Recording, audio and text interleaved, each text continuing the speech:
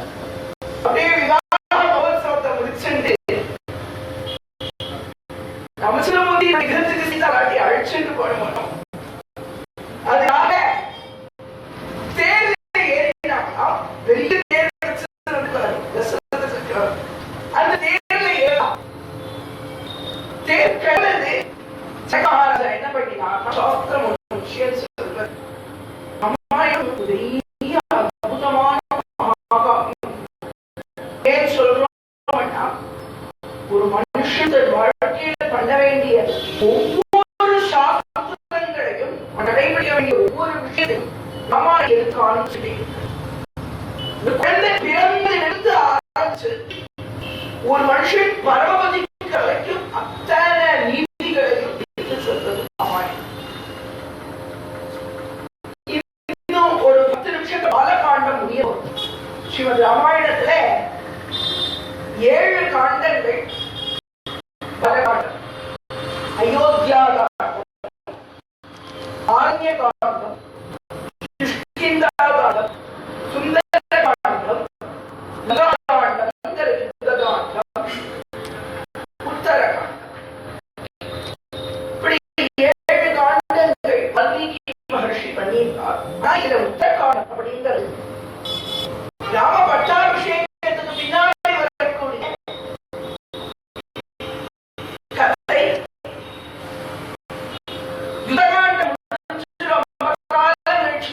உத்தரகாண்டம் உடனே பண்ணாலும் அப்படின்னு சொல்றது. கம்பராயவாரோ துளசிதாசரோ இந்த உத்தரகாண்டத்தை ஏற்கல. இது வால்மீகி பண்ணல, எம்பெருமான் சீத்தை காட்டுக்கு அனுப்பிச்சிருக்க மாட்டான் அப்படிங்கிற ஒரு விஷயத்துல அதனால ராமாயணத்துல 6 காண்டுகள். பட்டாபிஷேகம் முடிய பார்த்தோம்னா 6 காண்டம் ஸ்ரீமத் ராமாயணம். அப்போ 1/6 முடிக்கிறோம். ராமச்சந்திர பிரபு விராடியோட லக்ஷ்மண உள்விளை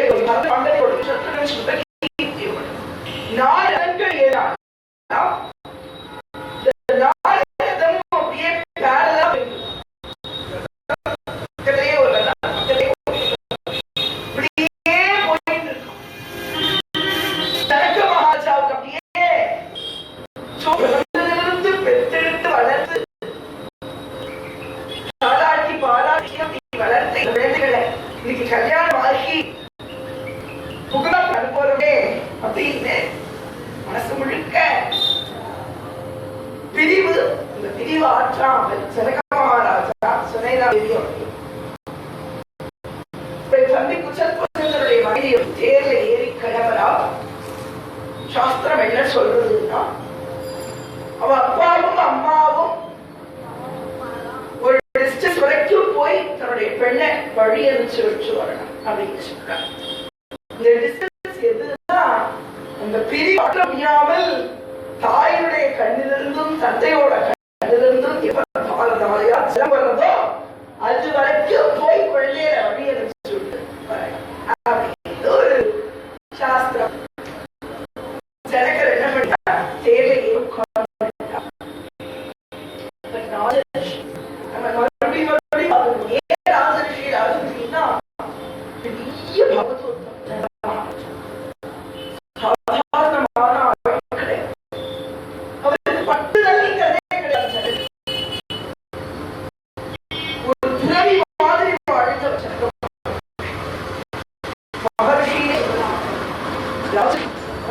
கண்டிருந்து ஒரு சொட்டு ஜலம் ஏன்னா எவனாவது ஒரு குடும்ப காரணத்தினுடைய என்ன கல்யாணம் பண்ணிருந்தா போய் கஷ்டப்படுவார். ஜெகநாதனுக்கு கல்யாணம்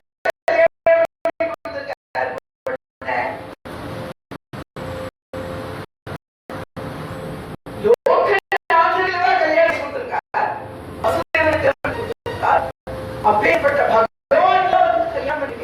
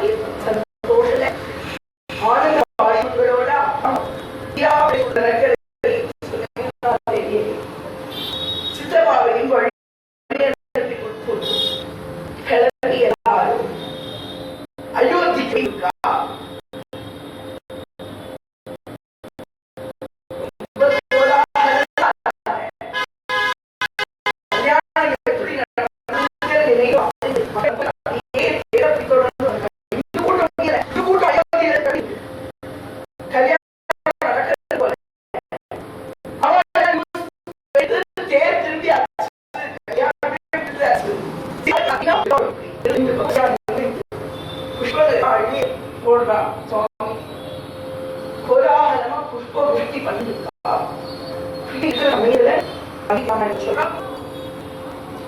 சகுனங்கள் கெட்ட சகுனங்கள் சிலது தோன்ற ஆச்சு அப்படின்னு ஆரம்பிக்கிறாங்க. சகுனம் அப்படிங்கிறது என்னன்னா ஏதாவது ஒரு விஷயம் நடக்கிறத வச்சுட்டு இப்படி இருக்கக்கூடாது, இது கெட்ட சகுனம், இது நல்ல சகுனம் அப்படிங்கிற மாதிரி சாஸ்திரங்கள் சில விஷயங்களை சொல்றது. இது என்ன அப்படின்னு தெரியாமல் சொன்ன உடனே மூட நம்பிக்கை அப்படின்னு சொல்லக்கூடாது. சாஸ்திரம் ஒண்ணு சொல்லி இருந்து அப்படின்னா ரொம்ப ஆராய்ச்சி பண்ணி பெரிய ஒரு விஷயம் தாற்பயம் இல்லாம ஒண்ணு சொல்லாது சாஸ்திரம். அப்போ போயிட்டே இருக்காளாம். இந்த பறவைகளால் ஹீனஸ்வரத்துல கஷ்டப்படலாம். இது ஒரு அபசகுனமா. நிறைய சப்தங்கள் சொல்லலாம், நிறைய கண்ணால் பார்க்கலாம், நிறைய ஊழல்களை பார்க்கலாம், கழுதையோட சப்தத்தை கேட்கலாம், நான் கழுதையை பார்க்கக்கூடாது, பூனையோட சப்தத்தையும் கேட்கக்கூடாது, பூனையை பார்க்கவும் கூடாது அப்படின்னு சொல்றாங்க. எதுனால அப்படின்னா வேற எதுவுமே ஏதாவது ஒரு நெகட்டிவ் வைப்ரேஷன் இருந்தது இது உண்மை. ஆனா இதை பின்னோட்டமா வச்சுட்டு உனக்கு நெகட்டிவ் வைப்ரேஷன் அப்படின்னு சொன்ன சகுனங்க வேற எதுவும் இல்லை.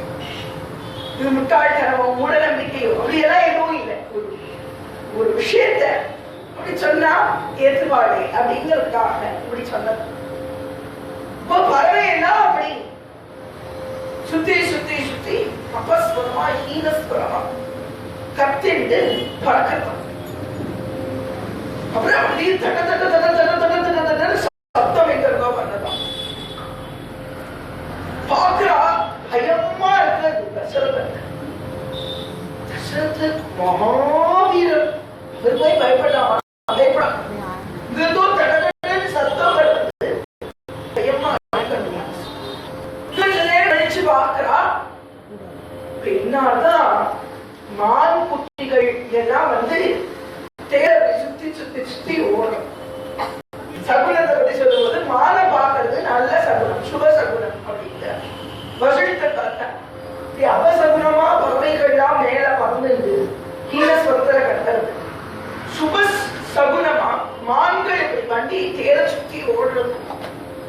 அப்போ ஒரு பெரிய பிரச்சனை வரப்போகுது. ஆனா அந்த பெரிய பிரச்சனை சிம்பிளா முடிய போகுது. அப்படின்னு வாழ்க்கையில வரக்கூடிய எல்லா பிரச்சனையும் சிம்பிளா முடிய முடியும். அதாவது பயப்படவே தேவையில்லை. எப்போன்னா பெரிய பிரச்சனை சிம்பிளா முடிஞ்சதுக்கு காரணமே ராமச்சந்திர பிரபு. அந்த மாதிரி நமக்கு வாழ்க்கையில பெரிய பிரச்சனையா வரும். அது அத்தனையும் சிம்பிளா முடியணும்னா அவனை கொண்டு வந்து ஹிருதயத்துல உட்காந்துச்சு. அயோத்தியா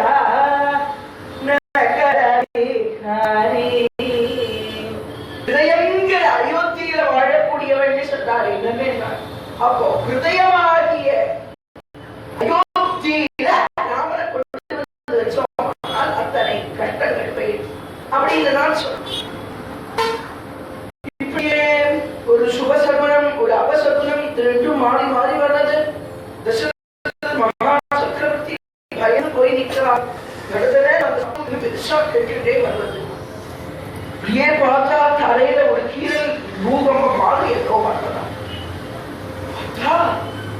கோட்டி சூரிய பிரகாசத்தோட ஒருத்தர் வந்து நிக்கிறார். அப்படி பெருசா ஜடா வீட்டு பக்கமும் பறக்கிறது. ரெண்டாம் கேசத்தை சுருட்டி உச்சி குடுமி போட்டு சொல்லி சொல்லி சொல்லிச்சுட்டு தோல்ல ஒரு 2-3 வில்லெல்லாம் அப்படி சாத்திட்டு கையில பெரிய கோடாரி ஒன்று எடுத்துட்டு வரார். அவர் ராமன் அப்படிங்கிற நாமத்தை கொண்டவர். இங்க இருக்கிறவனுக்கு பேரும் ராமன், அங்க வரல் பேரும் ராமன். ஒரே வித்தியாசம் என்னன்னா அது கோடாரி ராமன், இது கோதண்ட ராமன். அவ்வளவுதான் வித்தியாசம். கோடாரி ராமனா பரசுராம பிரபு அப்படிங்கிறா. தோல் அத்தனை நில்ல சாத்திட்டு கையில பெரிய கோடாரி எடுத்துட்டு வேகமா தடதடன்னு ஓடி வராது. அந்த தடதட சப்தம் ஓடி வந்த உடனே பூகம்பம் வர கோடி சூரியன் பிரகாசமா இருக்காராம். ஓடி வந்து ஏய் தசரதா அப்படின்னாரா. தசரதன் என்ன பண்ணாருன்னா எங்கேயாவது மாலை இருக்கான்னு தெரியலாம். தசரதன் மாலையை தெரியறதுக்கு ஒரு காரணம். இப்ப ஆச்சரியமா ஒரு கதை சொல்றா.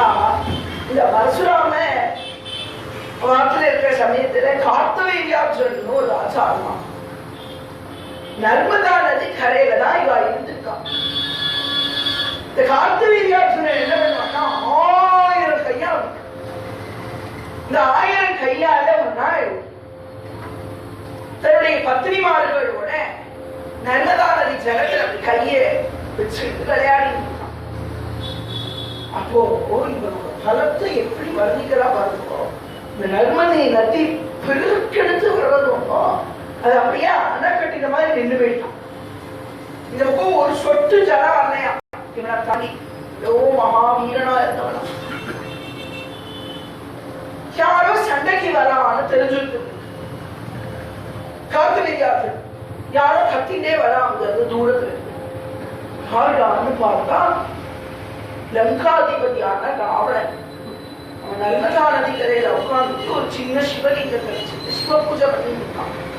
நதி ஜலத்தை வச்சுதானே அபிஷேகம் பண்ணணும் சுவாமிக்கு. இப்படி உட்கார்ந்து சிவ பூஜை பண்ணிட்டு இருந்த ராவணனுக்கு திரும்பி பார்த்தா ஜலமே காணும் நதியில. பிள்ளை யாரோ ஜலத்தை நிறுத்த அணை கட்டி வச்சிருக்கான்னு போய் பார்த்தா இவருடைய கையை விரிச்சுட்டு உட்கார்ந்து காணும். கார்த்தவீர்யார்ஜுனன் ஏய் நாராணி சிவ பூஜை பண்ற இடத்துல வந்து கையை நீட்டு உட்கார்ந்து இருக்க. நான் யாருன்னு தெரியுமா? தசகண்டன். 10 கண்டங்கள், 10 கழுத்துகள், 10 தலை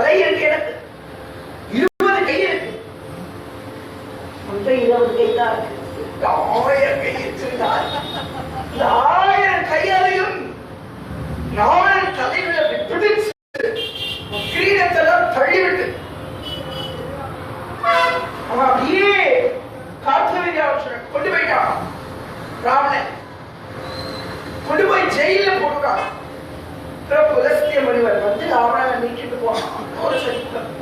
ராவணனையே ஜெயிச்சவன் கார்த்தவீர்யார்ஜுன் அப்படிங்கிற ஒருத்தன். அந்த கார்த்தவீர்யார்ஜுனன் ஜமதகிரி முனிவரை ஒரு சந்தர்ப்பத்திலே கொல்ல வேண்டி வர்றது அவன் கொன்றுட்டான்.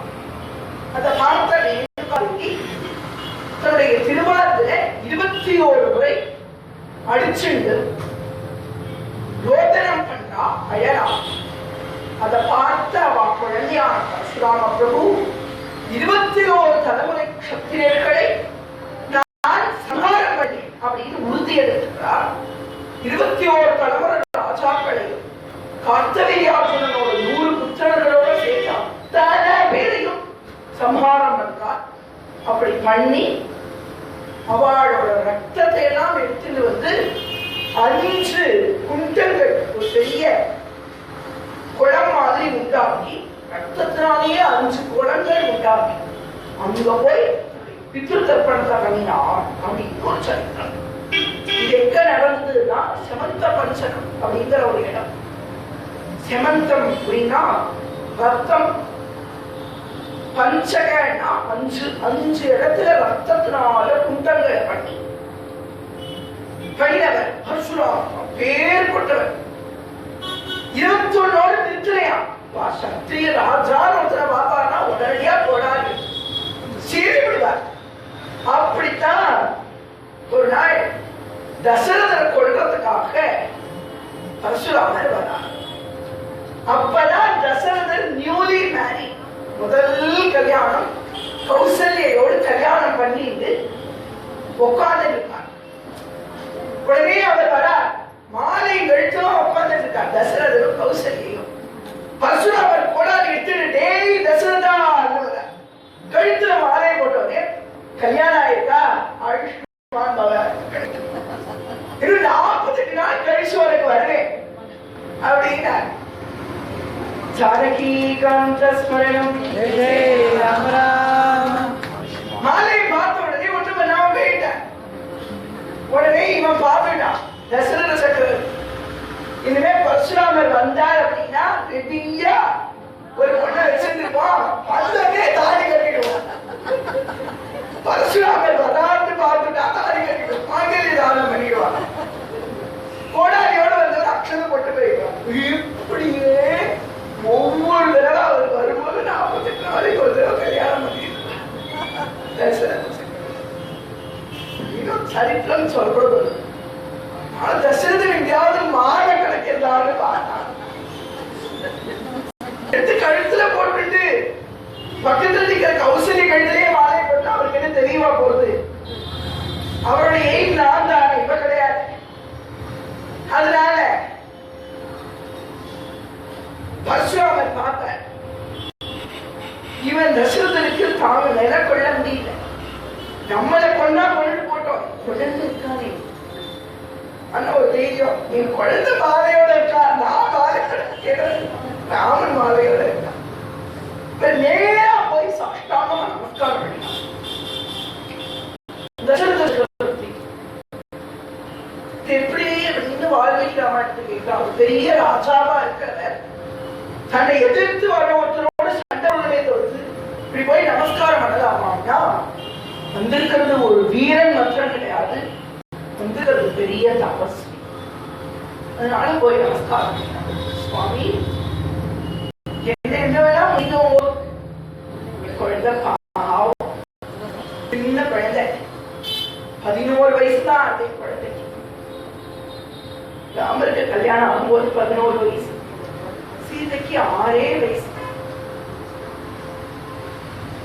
ராமம்னு தேவந்த விவாகம், இப்படி கல்யாணம் பண்ணி ராம விவாகம், கிராம விவாகம் பண்ணி இந்த குழந்தைய அடிச்சு வந்திருக்கான் தசரதன். இப்போ பரசுராமர் வந்து நிக்கிறார்.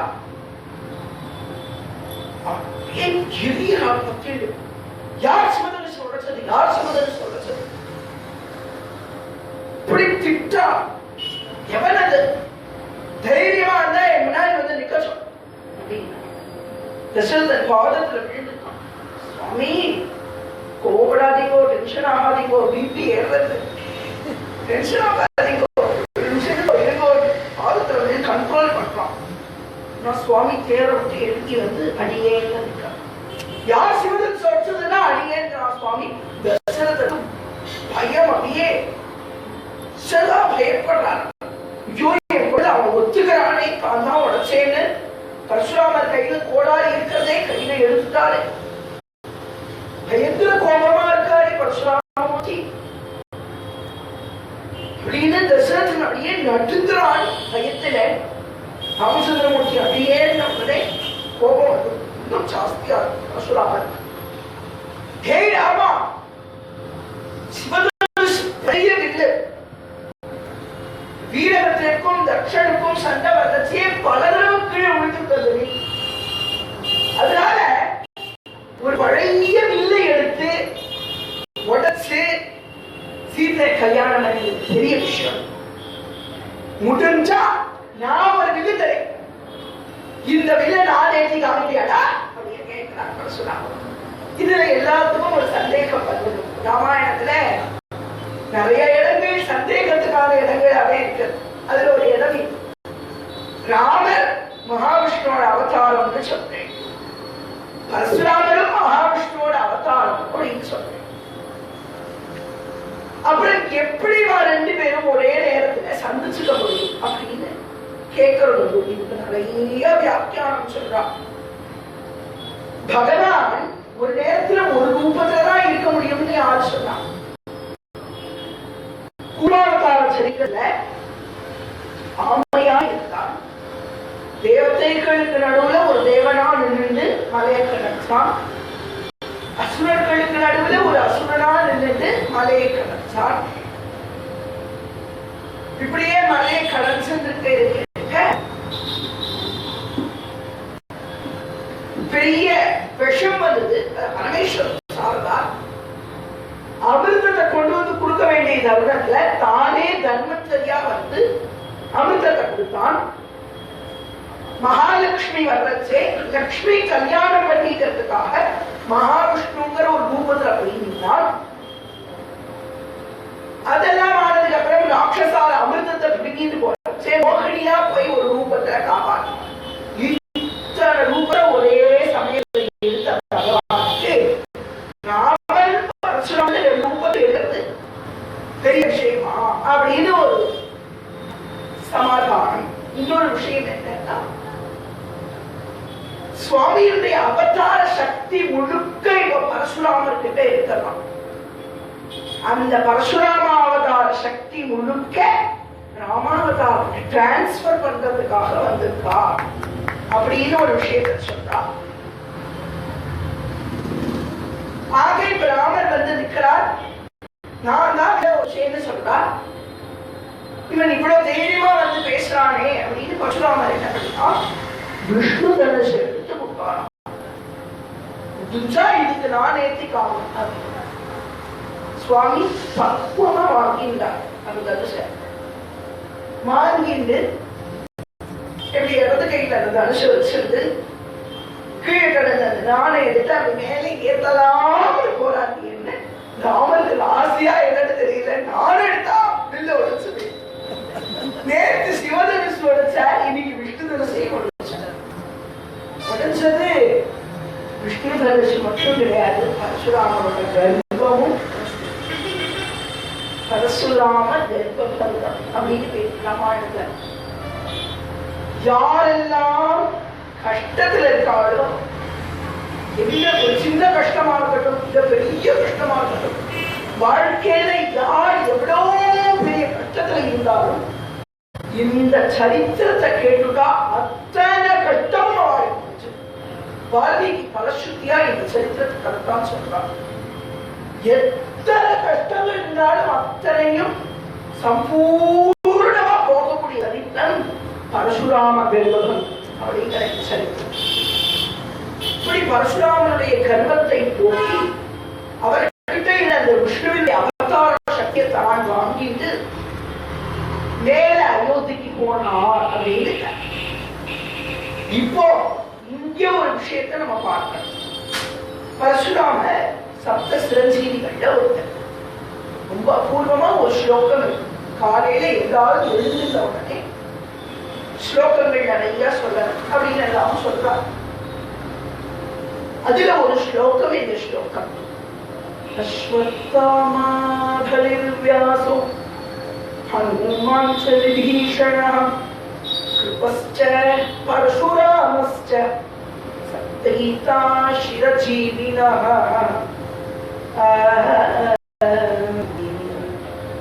குளிக்கிறதுக்கு முன்னாடி ஒவ்வொருத்தரும் தலையில அப்படி என்ன தேய்ச்சிருக்கும் போது இந்த ஸ்லோகத்தை சொல்லி தேய்ச்சிருந்தா நிறைய ஆயுசோட வாழும். இந்த ஸ்லோகத்துக்கு அர்த்தம் என்னன்னா, அந்த லோகத்துல 7 பேர் சிரஞ்சீவிகளா இருப்பாள், மரணமே கிடையாது. முதல் ஆள் அஸ்வத்தாமா, துரோணாச்சாரியருடைய பையன். இரண்டாவது மகாபலி சக்கரவர்த்தி விரோச்சனனுடைய பிரகலாதனுடைய.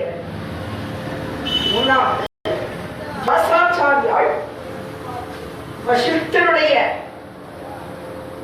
பிள்ளை சக்தி, சக்தியினுடைய பிள்ளை பராசரர், பராசரனுடைய பிள்ளையா வந்த வியாசர். நாலாவதா இருக்கிறது 2 நாள் கழிச்சு நான் அனுபவிக்க போறேன். சுந்தரகாண்டத்தினுடைய கதாநாயகன் ஸ்ரீ ஆஞ்சநேய சுவாமி, வாயு பகவானுடைய ரூபம். அஸ்வத்தாமா பலிர்வ்யாசோ ஹனுமான் ச விபீஷணः, ராவணனுடைய தம்பியான விபீஷணன். அடுத்தது கிருபாச்சாரியன் அப்படிங்கக்கூடிய ஒருத்தர். இவர் யாருன்னா துரோணரோட ஆத்துக்காரி கிருபி இருக்காளோ, அந்த கிருபியினுடைய அண்ணாவா இருந்தவர் கிருபாச்சாரியா. துரோணனுக்கு முன்னாடி பாண்டவாழிகள் தான் உருவாக்குவார். கிருப ச பரசுராமஸ்ச, 7ஆவதா வரவர் பரசுராமர். இவர் சிரஞ்சீவி, இன்னைக்கு வரைக்கும் இருக்காங்க. இவா 7 பேர் எல்லாரும் எங்க இருக்காங்கன்னா ஹிமாலய பர்வதத்துல தபஸ் பண்ணி இருக்காளாம். அஸ்வத்தாமாபலிர்வ்யாசோ ஹனுமான் ச விபீஷணः கிருபஸ்ச பரசுராமஸ்ச சப்தைதா சிரஜீவினः. இந்த ஸ்லோகத்தை சொல்லிட்டு தலையை என்ன வச்சிருந்தோம், 7 பேரையும் நினைச்சிட்டு நீண்ட ஆயுசு கொடுப்பாளாம் 7 பேர். அப்படி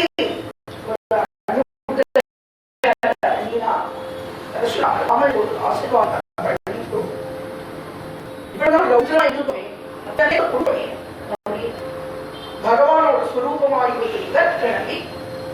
ஹிமாலய பர்வதத்துக்கு போய் தபஸ்க்கு போனோம் அப்படின்னு சொல்றான். இதுக்கு இன்னொரு ஆதாரம் என்ன, சுவாமியுடைய அவதாரம் ரூபங்கள் 2 சந்திச்சுக்கிறதுனா திருப்பதியினுடைய ஸ்தல புராணத்துல ஒரு சரித்திரம்.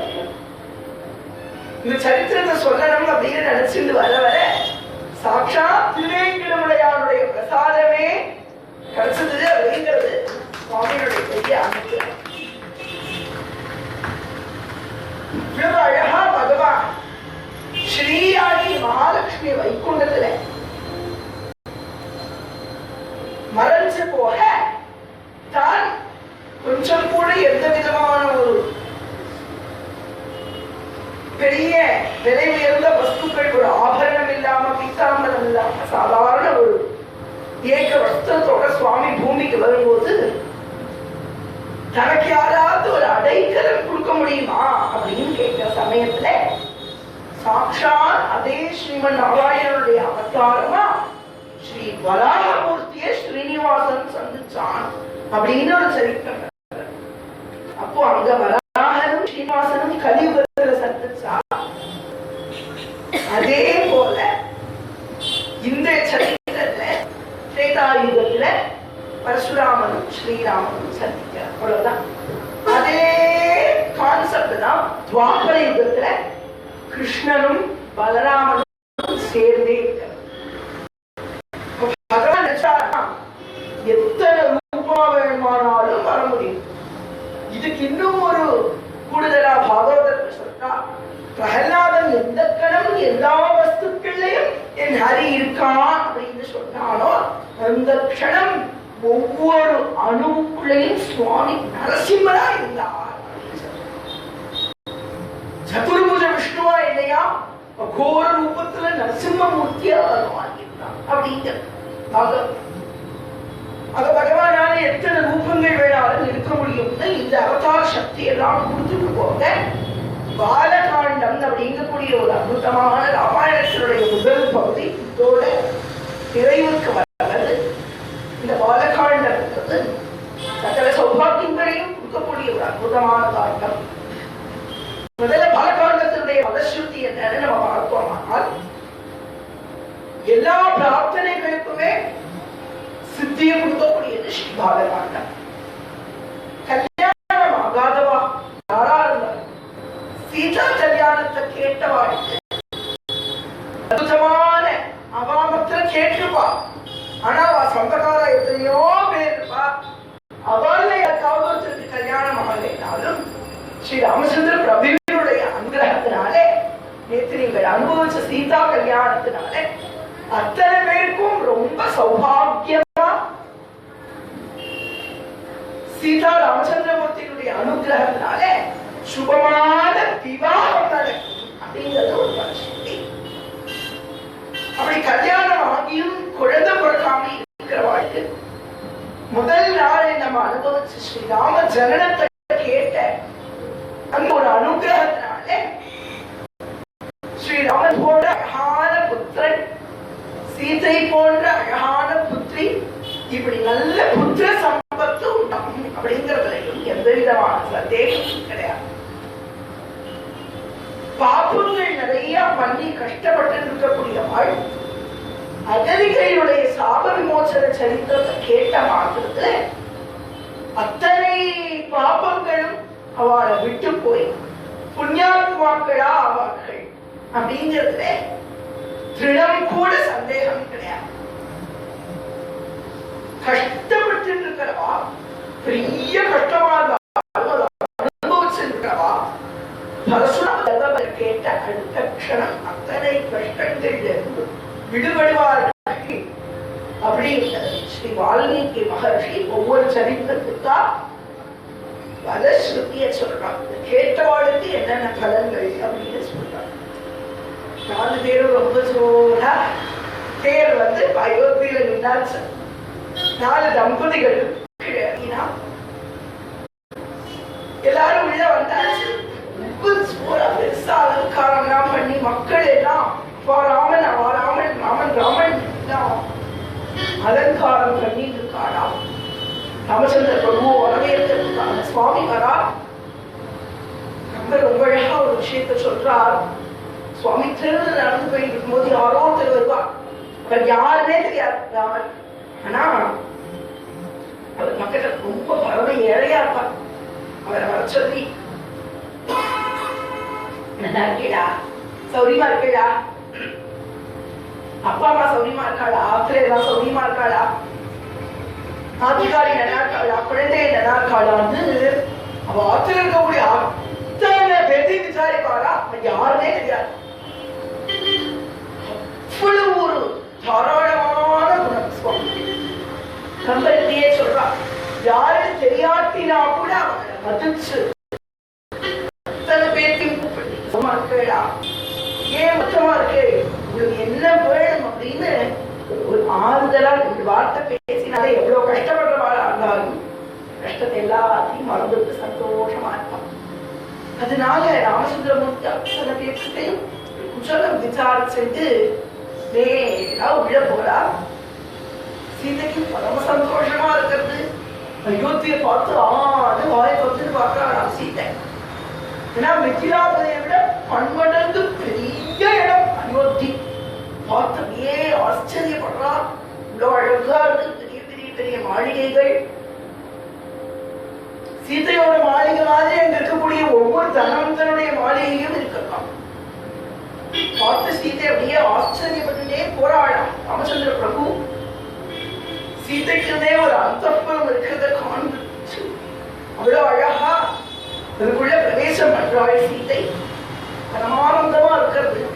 அந்த அந்தப்புறத்துக்குள்ள ஒரு கார்டன், ஒரு வசந்த மாளிகை இருக்கலாம்.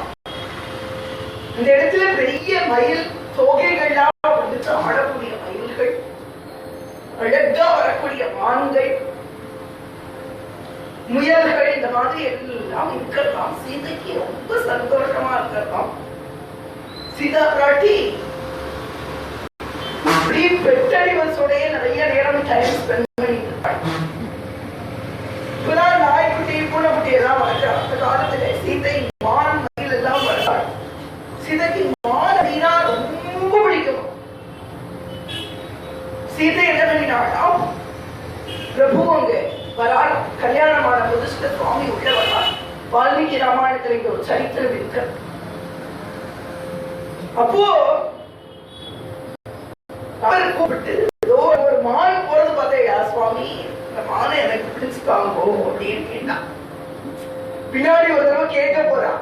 அதுக்கு இப்பவே ட்ரையல் பார்த்துக்கிறான் சீதை. ஏன்னா அப்படி சீதை கேட்டதுனாலதானே அதுக்கு மேல ராமாயணம் வந்தது.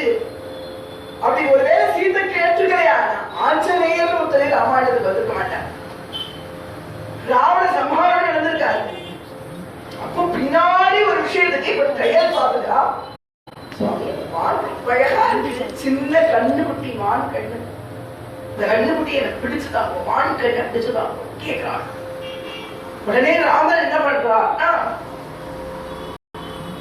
கேட்கிறாளே அப்படின்னு ஆசையா பக்கத்துல போறார். இந்த மான் மருண்டு ஓடுற, பயந்து ஓடுற. ராமர் சுவாமி பொறுமையா போறார். சீதை என்ன பண்றானா சுவாமி இப்படி வேகமா ஓடினா மான் பயந்து போயிடும். பொறுமையா அதோட பசமா போய் பிடிச்சுக்கோங்க அப்படின்னு சீதை போய் எப்படி மான் பிடிக்கணும்னு சொல்லி தராங்க. மான் அழகா பிடிச்சிருந்து அது கழுத்தை பிடிச்சு அழகா அழிச்சுடுவாள். ஏன் கழுத்து பிடிச்சிருந்தா அப்படின்னா அந்த தாய் மான் இருக்கு பார்த்தீங்கன்னா கழுத்தையே தான் பார்த்துட்டு இருக்கும். ஏன்னா துஷ்ட வந்த மிருகங்கள் வந்து இந்த தாய்மான் இந்த கழுத்தோட எப்பவும் ஒரு கான்டாக்ட் வச்சுட்டே இருக்குமா.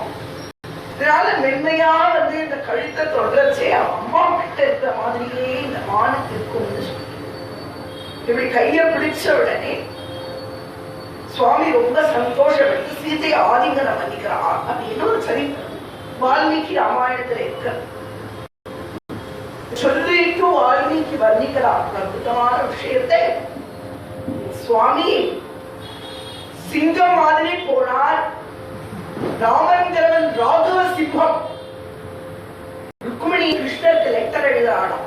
அப்படி எழுதும் போது நீ கண்ணன் பெருமானா வந்து என்ன கல்யாணம் பண்ணி போன்னு எழுதலையா. காலேந்திர சிங்க கண்ணனா வந்து என்ன கல்யாணம் பண்ணிக்கோன்னு எழுதலையா ருக்மிணி, நரசிம்மனா வந்து என்ன கல்யாணம் பண்ணிக்கோ அப்படின்னு எழுதினார். ஏன்னா கண்ணனா ஜாலியா புல்லாங்குழல் பூதிட்டு வந்து வர வழியில கோபிகாஸ்திரிகள்லாம் தேர்ல ஏத்திட்டு ஜாலியா பெருமான் வர்றதுக்குள்ள சிசுபால வாழ்க்கையிடுவார் ருக்மிணி. அதனால நீ கண்ணனா வந்தா லேட்டா, நீ மேக்கப் பண்ணிட்டு வாழ்க்கையில இருந்து கடவுளுக்கே லேட்டா வேண்டாம். நரசிம்மனாவும் நரசிம்மனுக்கு ரொம்ப நேரம் மேக்கப் கொடுக்கல, செகண்ட்ஸ்ல சுவாமி வைகுண்டத்துல இருந்து கிளம்பி. அதனால அப்ப சிவசிவா கிளம்பி வா அப்படின்னு சொல்லணும், சீக்கிரமானு சொல்லணும். ரொம்ப எல்லாம் மேக்கப் தேவையில்லை, போட்டோகிராஃபர்லாம் இருக்க மாட்டான். துவாரகைக்கு வந்து நம்ம கல்யாணம் பண்ணிக்கலாம், அப்ப போட்டோகிராஃபர் ஏன்னா அழகா அலங்காரம் பண்ணிட்டு போட்டோகிராஃபர் இருக்கணும், அலங்காரம் பண்ணிட்டு வரணும். இங்க வந்து அவசரமா விவாகம் இருக்க போறோம். இங்க ராமச்சந்திர பிரபுவா கல்யாணம்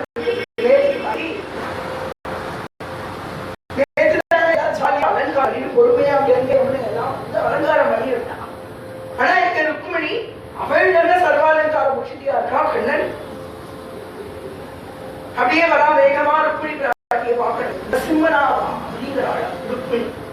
காலையே நிசுந்த பாகவதம் சொல்ற அப்போ சீக்கிரமா வந்தாரு உடனே சொல்றா ராகவ சிம்மா சுவாமி ஓடானா மான் ஓட. இந்த சிங்கத்தை சாதாரணமா சிங்கமா நினைக்காத பெரிய ராவணன் கூடிய யானைய பயமுறுத்தக்கூடிய சிங்கம் இது. சிங்கத்தோட கர்ஜனை கேட்டு ராவணன் பயந்து சீதைங்கக்கூடிய மானாகிய உன்னை அடைய போகின்ற சிங்கத்துக்கு வால்மீகி சிலேடையா ஒரு கம்பேரிசன் பண்ணி ஒரு விஷயத்தை சொல்றார். அயோத்தியா காண்டத்தோட ஆரம்பத்துல இது ஒரு சின்ன சரித்திரம். இதெல்லாம் முடியறது ரொம்ப சோறா 2 பேரும் இருக்க சமயத்துல தசரத சக்கரவர்த்தி எல்லா வேலையும் முடிஞ்சு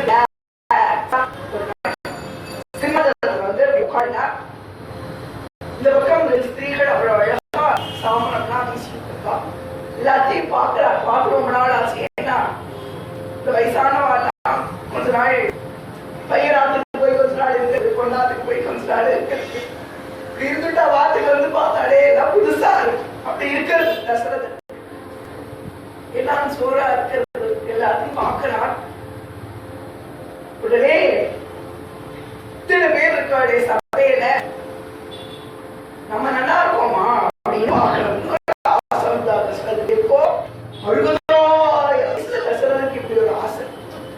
மனுஷனுக்கு தேகம் பற்று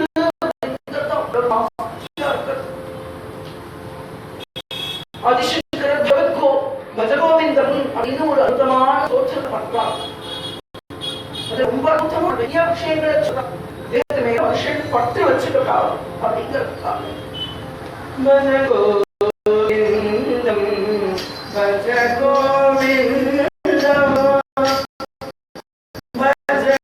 பஜகோவிந்தம்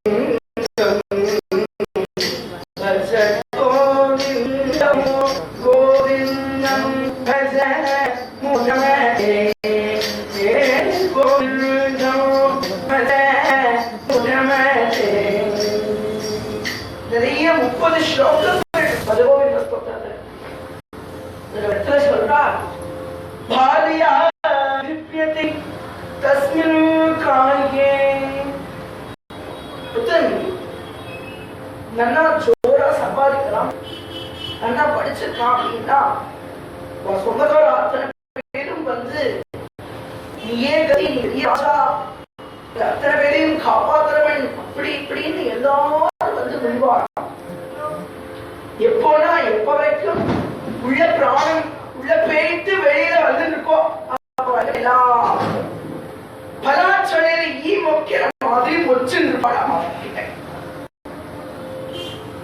எப்போ உள்ள பிராணன் வெளியில வரலையோ, எப்போ வெளியில போன பிராணன் உள்ள வரலையோ, அந்த க்ஷணம் அவனை கைத்தலம் பற்றி அவன் பாணி கிரகணம் பண்ணி அச்சிருந்த அவனுடைய இஷ்டமான பாரியை, அவனுடைய மனைவி இருக்கவில்லை, அவளே அவன் பார்த்து பயந்து நடுங்கி தள்ளி நிற்பாளாம்.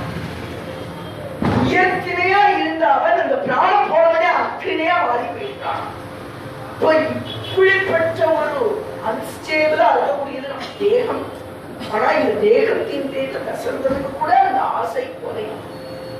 ஒண்ணு தெரிஞ்சுக்கோங்க, ஸ்ரீமத் ராமாயணத்துல ஒவ்வொருத்தருக்கிட்டையுமே பாசிட்டிவ்ஸ் அண்ட் நெகட்டிவ்ஸ் வால்மீகி காமிச்சிருந்தாங்க. எல்லாத்தோடைய நெகட்டிவ்ஸையும் கிளியர் கட்டா காமிக்கிறான். இப்போல இருந்து இந்த அயோத்தியா காண்டத்துல முக்கியமா, பாலகாண்டத்துல தசரதனுடைய பிள்ளை பாசத்தையே முக்கியமா பேசினாங்க. இங்க எல்லாத்தோட நெகட்டிவ்ஸையும் எடுத்து காமிக்கிறாங்க. நேற்று பார்த்தோமே பிளாக் போர்ட்ல ஒயிட் டாட் எல்லாத்தையும் காமிச்சிருக்காங்க. முதல் டாட் இதுதான் தசரதனுக்கு தேகத்து மேல இருந்த பாசம். உடனே ஒரு என்ன பண்றாடா, ராஜா கேட்கிறார் அப்படின்னு அழகா ஜோரா ஒரு கண்ணாடி வந்து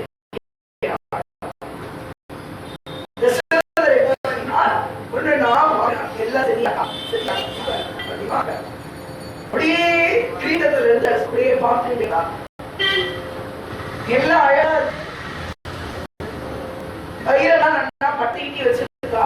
எல்லாம் சந்தோஷம் பெருமிதப்படுத்திட்டு பின்னாடி சூரிய பிரபை இந்த கோவில தான் சுவாமி அமைப்புகள்ல சூரிய பிரபை சந்திர பிரபை அப்படின்னு 2 வாகனங்கள்ல கொண்டு வச்சு இந்த மாதிரி சிம்மாசனத்தை சூரிய பிரபை தசரத சிம்மாசனம் அந்த சூரிய பிரபையை பார்த்து சந்தோஷப்பட்டுக்கிறான் தசரத சக்கரவர்த்தி.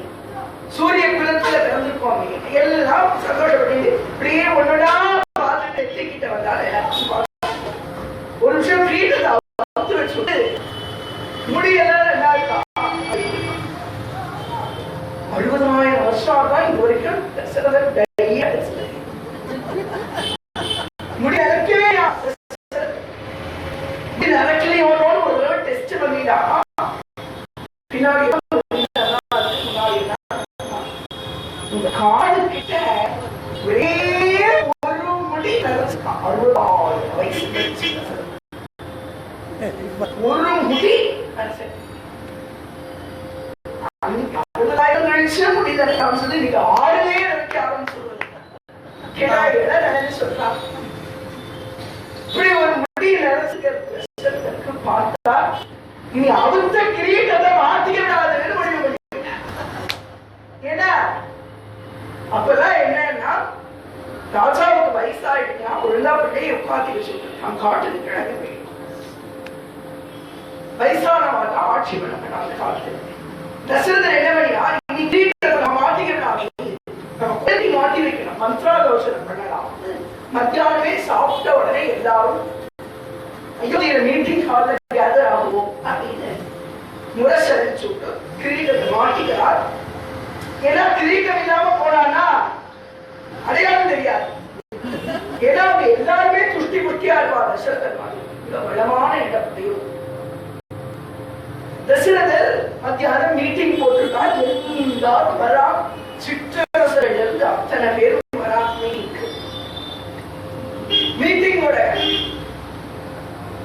ஒரு முக்கியமான மைய கருத்தை என்னன்னா தசரதருக்கு அடுத்தது யார ராஜா. நீங்க எல்லாரும் உங்களோட விருப்பப்படி யாருன்னு சொல்லுவோ அவளே ராஜா கன்சிடர் பண்ணி பாருனா எல்லாரும் அவ விருப்பத்தை சொன்னா கடைசியில ஒட்டு மொத்தமா அத்தனை பேரோட விருப்பம் என்னன்னா ராமன் ராஜா, ராமச்சந்திர பிரபுதான் ராஜா. எங்களோட ஆசைக்காக நீங்க கண்டிப்பா அவர்தான் ராஜாவாக. இப்படி இல்லைனாலும் சாஸ்திரம் என்ன சொல்றதுன்னா ராஜாவுக்கு முதல் பையன் தான் ராஜாவாக சொல்லி இருக்கு. ராமச்சந்திர பிரபு ராஜா. இதோட முக்கியமான விஷயம் அந்த மீட்டிங்ல ராமர் இல்லை. நோ லேடிஸ் இந்த மீட்டிங்ல. ஃபுல்லி எல்லாரும் ஜென்ஸ் தான் இருக்கா. கௌசல்யா இல்லை, யாருமே இல்லை. எல்லாமே பெரிய பெரிய ராஜாக்கள், அயோத்தியில் இருக்கக்கூடிய முக்கியமான பிரதிநிதிகள், இன்னும் கோசல தேசத்தில் இருக்கக்கூடிய மற்ற ஒவ்வொரு ஊருக்கெல்லாம் இருக்க அந்த மாதிரி முக்கியஸ்தர்கள், இந்த மாதிரி பிரமுகர்கள்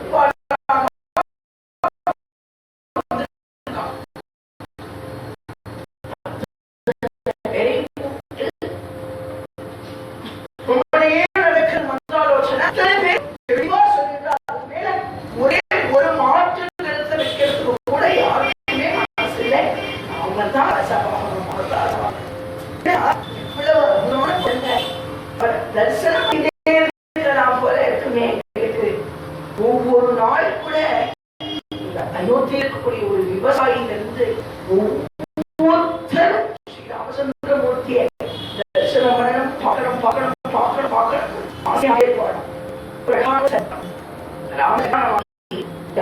அயோத்திக்கு வந்த உடனே எல்லாரும் கிஃப்ட் கொண்டு கொடுக்குறாங்க. ராமச்சந்திரன் ஒரு ஆத்துல டபரா வசதி கொடுத்தா, ஒருத்தர் பிளாஸ்டிக் கொண்டு கொடுக்குறாங்க. இந்த கிஃப்ட் கொடுக்கறதுல என்னன்னா நவராத்திரி அப்ப ஏதாவது கிஃப்ட் வச்சு கொடுப்பாங்க. இந்த வருஷம் நவராத்திரிக்கு டபரா செட் கிஃப்டா கொடுத்துருப்பா. அதே இப்படி எல்லாம் அந்த காலத்துல ராஜாவுக்கு கிஃப்ட் கொடுக்கணுமா ரத்தின மாலைகள் முத்து எல்லாம் கொண்டு வராங்க. அவாவா அந்த பிரதேசத்துல எது ரொம்ப சோறா கிடைக்கிறது நீங்க பார்த்தோமே. மிதிலாபுரியில யான தந்தம் ரொம்ப சீப்பா கிடைக்கிறது. இந்த மாதிரி அங்கிருந்தே என்னென்ன சீப்பா இருக்கும் நிறைய வாங்கி வந்து நாமள பாக்கத்தை எடுத்துட்டு வந்து கொடுக்குறாங்க. அவாவா ஒன்னு கொண்டு வந்திருக்கா. அப்போ ஓரமா யாரோ ஒருத்தர் நின்று இருக்காராம். அவர் மாத்திரம் வரவே மாட்டேங்கிறாராம். இதுக்கு என்ன பேரு? ராமச்சந்திரபந்து அப்படின்னு பேரா. மித்ரபந்துங்கிறவர் அயோத்தியில ஒரு காவலரா இருந்திருக்கான். அயோத்தியில இருக்கிற சரி பண்ணி கொடுத்திருக்கான். அவரால் என்ன கொடுக்க முடியும்? சுவாமிக்கு கோட்டீஸ்வரா இருந்தா தனத்தை கொடுக்கலாம், பெரிய ஞானிகளா இருந்தா வாக்குல படிச்சு வச்சிருக்கா புஸ்தகங்கள், அதெல்லாம் லோகத்திலேயே ரொம்ப சிரேஷ்டமான புஸ்தகம். காசு இருக்குன்னா இப்ப நான் ஒரு 10 பைசா ஒரு 10 ரூபாய் உங்கள்கிட்ட கொடுக்குறேன்னா எனக்கு அந்த 10 ரூபாய் நஷ்டமா? ஆனா நான் படிச்சு ஒரு புஸ்தகத்தை கொடுத்தேனா, இல்ல நான் படிச்ச ஒரு விஷயத்தை யாருக்காவது சொல்லி கொடுத்தேன்னா எனக்கு அந்த விஷயம் குறையாது, இன்னும் திருப்தியாகும். காசை கொடுக்க என்கிட்ட இருக்க பணம் குறையும், ஆனா அதை சந்தோஷமா இருப்பார். நான் சந்தோஷப்படுறேன், கொடுத்துட்டேன் அப்படிங்கிற சந்தோஷம். ஆனா ஒருத்தர் வித்யா தானம் பண்ணக்கூடிய சமயத்துல இவனுக்கும் அது வித்யா ஏதாவது கொடுக்கலாம், பணக்கார காசு கொடுக்கலாம். என்ன கொடுப்பா? நான் ராமருக்காகவே ராமர் நடந்து போயிட்டு பார்க்கணும், வாசல்ல அந்த மண்ணுல பாதம் பதிஞ்சிருக்கும் பார்த்தீங்களா, அதை அளவெடுத்துட்டு போய் ராமருக்குனே ஒரு பாதுகையை பண்ணி வச்சிருப்பாங்க. அழகா இருக்கிறது இந்த பாதுகை. லோகத்துல ரொம்ப சிரேஷ்டமானது எதுன்னா பகவானை விடவும் சிரேஷ்டமானது, குருநாதரை விடவும் சிரேஷ்டமானது பாதுகையினுடைய மகாத்மியத்தை யாராலையும் சொல்லவே முடியாது. சுவாமி வேதாந்த தேசிகர் பாதுக மேல 1000 ஸ்லோகங்கள் பாடினார். அப்ப கூட பாதுகையினுடைய மகிமையே சொல்ல முடியல. அவ்வளவு மகிமை பாதுகைக்கு, அப்பேற்பட்ட மகிமை. 2 நாள் அனுபவிக்க வரும், பாதுகையோட மகிமையும் அனுபவிக்க வரும். நாளைக்கு அந்த பாதுகை இவன் பண்ணி வச்சிருக்கான். பார்க்கிறான், எல்லாரும் எப்படி கிஃப்ட் கொடுக்கறா அப்படின்னு பார்க்கிறான். என்னவா பெரிய பெரிய கிஃப்டெல்லாம் இருக்கு, பெரிய பேக்கிங்ல இருக்கு. பார்த்துட்டு இத போய் நம்ம கொடுத்தா நல்லா இருக்குமா? சீதைக்கு எல்லாம் வயல் பண்ணி போடுறா, மோதிரம் கொடுக்கறா, ஹாரம் கொடுக்கறா, சீதைக்கு உத்தியானம் கொடுக்கறா. இப்படி ஆபரணங்கள்லாம் கொடுத்துருக்க சமயத்துல போய் ஒரு காலில போட்டுக்க செருப்ப போய் நம்ம கொடுக்கலாமா அப்படின்னு இந்த பாதுகைய ஒரு துணி போட்டு சுத்தி மறைச்சு வச்சுட்டு நின்றுட்டே இருக்காராம். பாகவதத்துல குச்சேலோபாக்கியான்னு ஒரு சரித்திரம். குச்சேலன் மரார் எல்லாம் உடையது, போஜனோபசாரம்னா சுவாமி பண்ணிடுறான். நான் இத்தனை உனக்கு கொடுத்தேனே, நீ என்ன எனக்கு கொண்டு வந்திருக்கன்னு குச்சேலன் இடுப்புல கட்டிட்டு இருந்தது அவரை உருவினான்னு ஒரு சரித்திரம். அதே மாதிரி அவரை வர சொல்லு அப்படின்னு ஒருத்தர் கிட்ட சொல்லியாச்சு. இந்த மித்ரபந்து அடிச்சுன்னு வாங்கன்னு சொல்லி கூப்பிடுறாங்க. வந்த உடனே எனக்கு என்ன கொண்டு வந்திருக்க அப்படின்னு ராமர் வசிஷ்டர் கிட்ட ஆசிரமத்துக்கு போய் படிக்க போறச்சே தினமும் இவர் உட்கார்ந்து ஒரு ஓரமா இருப்பார். அப்போ இவர்கிட்ட குச்சல விசாரிச்சுக்கோங்க, ராஜாத்து குழந்தை சுவாமிக்கு யாருக்கிட்டையும் வேதனை கிடையாது. அக்காருக்கு அதுதான் சுவாமிக்கு ஒரு யானை கிட்ட ஒரு பந்து கிட்ட கூட ஒரு வேதம் கிடையாது. பகவான் பிரகல்லாதனை எந்த ஒரு இடத்துல வச்சு பார்த்தானோ அதே இடத்துலதான் கஜேந்திரன் வச்சு பார்த்தான். பக்தருக்குள்ள எந்த விதமான வேதமும் கிடையாது. அதே இடத்துல அசாமியை வச்சு பார்த்தான். அத்தனை பக்தர்களையும் ஒரே நேர் கோட்டுல பகவான் வச்சு பார்க்கிறார். இன்னும் ஒரு படி மேல போய் சொல்ல போனா பிரகல்லாதனை எந்த நிலையில வச்சு பார்க்கிறாரோ ஹிரண்யகசிபுவையும் அதே நிலையில வச்சு பார்க்கிறார். யாருக்கும் வித்தியாசமே கிடையாது. பகவான் பாகவதத்துல எப்ப பிரகலாத சரித்திரம் வருதுன்னு நம்ம பார்க்கணும். பாகவதம் நமக்கு ஆதாரமே, நம்ம வாழ்க்கையே பாகவதம் தான். நிறைய தத்துவங்களை சொல்றது பாகவதம். எங்க பிரகலாத சரித்திரம் வர்றதுன்னா பரீட்சித் ஒரு கேள்வி கேட்கிறான், சுவாமி ஏன் தேவர்கள் அசுரர்கள்ங்கிற வேதத்தை பார்க்கிறான், பகவான் எதுக்காக பாரபட்சம் பார்க்க அப்படின்னு ஒரு கேள்வி கேட்கிறான். இந்த கேள்வி எதனால வந்ததுன்னா தேவர்களுக்கு மட்டும் கொடுக்காம விட்டார் அப்படின்னு உடனே இந்த டவுட் வரும். ஏன் அசுரர்கள்னா பெருமாள் பிடிக்காதா? பெருமாள் தானே அசுரர்களையும் படைச்சாங்க. பெருமாளோட நாவிலிருந்து வந்த பிரம்மா தானே காசியபரை படைச்சார். அதே காசியபர் தான் தேவர்களையும் படைச்சார், அசுரர்களையும் படைச்சார். அப்போ அசுரர்கள் நான் மட்டும் சுவாமிக்கு பிடிக்கல அப்படின்னு கேட்ட உடனேதான், அப்படி இல்லப்பா, அசுரர்களை ரொம்ப பிடிக்கும் சுவாமிக்கு, அவ குணங்களை தான் பிடிக்காது. ஆனா தாமரப்பூ பற்றியா நல்ல குளத்துல போய் முளைக்காதான், குளமோனமா சேர் இருக்குமா, அங்க போய் முளைக்குமா. அதை எடுத்துதான் சுவாமி வச்சுக்கலாம். குந்தி தேவி சொல்றா, நம்ம பங்கஜ மாலினே, தாமரப்பூ மாலா போட்டுக்கிறேன். சேற்றுல முளைச்ச பூவத்தான் சுவாமி மாலையா போட்டுருக்கான். ஆனா அந்த புஷ்பங்க சோழா இருக்கு பார்க்கறதுக்கு. பிரகலாதன் ராட்சச குடும்பத்துல பிறந்தவன்டா. சேர் சுத்தி இருக்கிறவங்கதான் பாப்பிகள். அத்தனை பேரும் நாம துவேஷம் பண்றவா, ஹரிய வெறுக்க முடியவா. ஆனா அவன்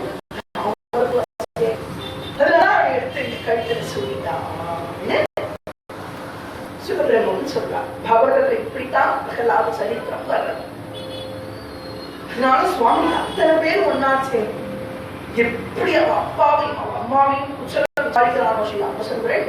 விழுந்தோடனே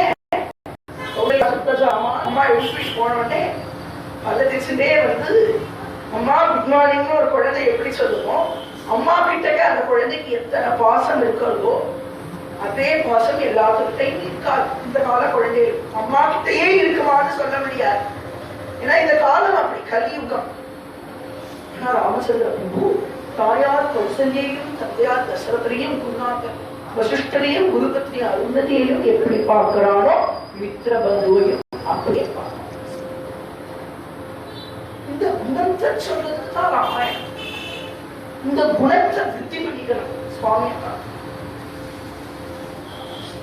அது எப்படி அவரை பார்த்து அவன் நடக்கிறதுனா முடிச்சிடணும் அப்படின்னா விடாத. நாம அப்படி நடந்தா உண்மையே பேசினா நானும் பேசுவேன் முடியாது. எப்படி முடியும்னா அது முடியும்னா எப்படி முடியும்ங்கிறச்சே அவனை சரணாகதி பண்ணினாடா முடியும். அதனாலதான் சொல்றாங்க அனந்தராம தீட்சில, கல்யாண ரூபாய கலௌஜனானா கல்யாண தாத்ரே. நீங்க பார்த்து சுவாமி இமிட்டேட் பண்ண முடியாது. நாம எல்லாத்துக்கிட்டையும் இப்படி நடந்துட்டா நானும் நடந்துக்கிறேன்னு பண்ண முடியாது. அவன் கிட்ட சரணாகதி பண்ணி அவன் கொடுக்கணும் அந்த குணத்தை. கல்யாண தாத்ரே, கல்யாண குணங்களை கொடுக்கிறவனேன்னா அவன் தானே அதை கொடுக்க முடியும்.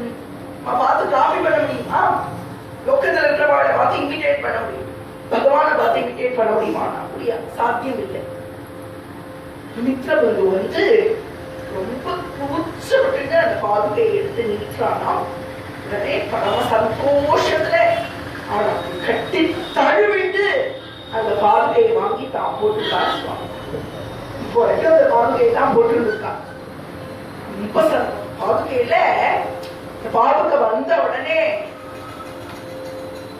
அங்க ராஜ்யத்துல இருக்கிற வடா வாங்கிட்டு போய் அந்த பாதுகைக்கு ஒரு தங்க கவச்சம் போட்டு கொண்டு வந்து கொடுக்குற. அப்ப போட்டுக்கிறார் சுவாமி. இப்போ மர பாதுகை அது தங்க கவச்சம் போட்டு அவர் காலில் போட்டு சந்தோஷமா இருந்துருக்கா. எல்லாம் முடிவு பண்ணிட்டா. இப்போ மந்திராலோசனை பண்ணி ராஜாவா ராமனை பட்டாபிஷேகம் பண்ணி வைக்கலாம் அப்படின்னு முடிவு பண்ணிட்டா. ஆனா இந்த நாளை குடிக்கிறது, முகூர்த்தம் சரி பண்ணி வைக்கிறது, இதெல்லாம் எப்போன்னா வசிஷ்டரை ஆலோசனை பண்றார்.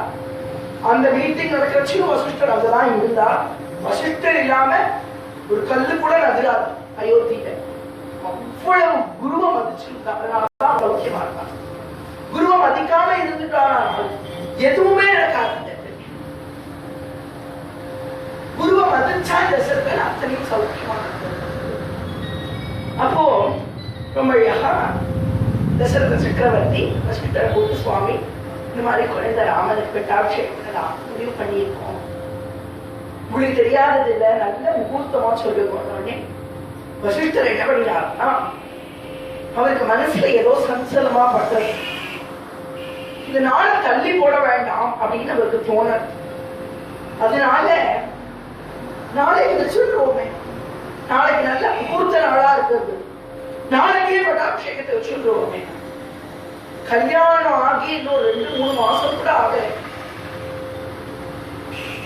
அதுக்குள்ளே எப்படி நாளைக்கு பட்டாபிஷேகத்தை வச்சுருந்தானா ஒன்னும் கவலையே பண்ண வேணாம். இன்னும் பந்தெல்லாம் பிரிக்கவே இல்லை, இன்னும் எக்ஸ்ட்ராவா பந்தல் போட்டு இன்னும் அலங்காரம் பண்ணிட்டா முடிஞ்சது பட்டாபிஷேகத்துக்குன்னு ராஜா வந்து முரசம் அறிவிக்கிறான். நியூஸ் கட்ட கட்ட கட்ட கட்டன்னு பரவல். இந்த சமயத்துல ஒரே ஒரு விஷயம் என்னன்னா, கல்யாணமான கொஞ்ச நாட்கள்லயே கைகேயி என்ன பண்றாளாம், ராமனை நன்னா கொஞ்சனம், ராமனையும் சீதையையும் தன்னோட அந்தப்புறத்துக்கு வர வச்சு நன்னா தடிய பண்ணி போடணும் அப்படின்னு ஆசைப்படுது.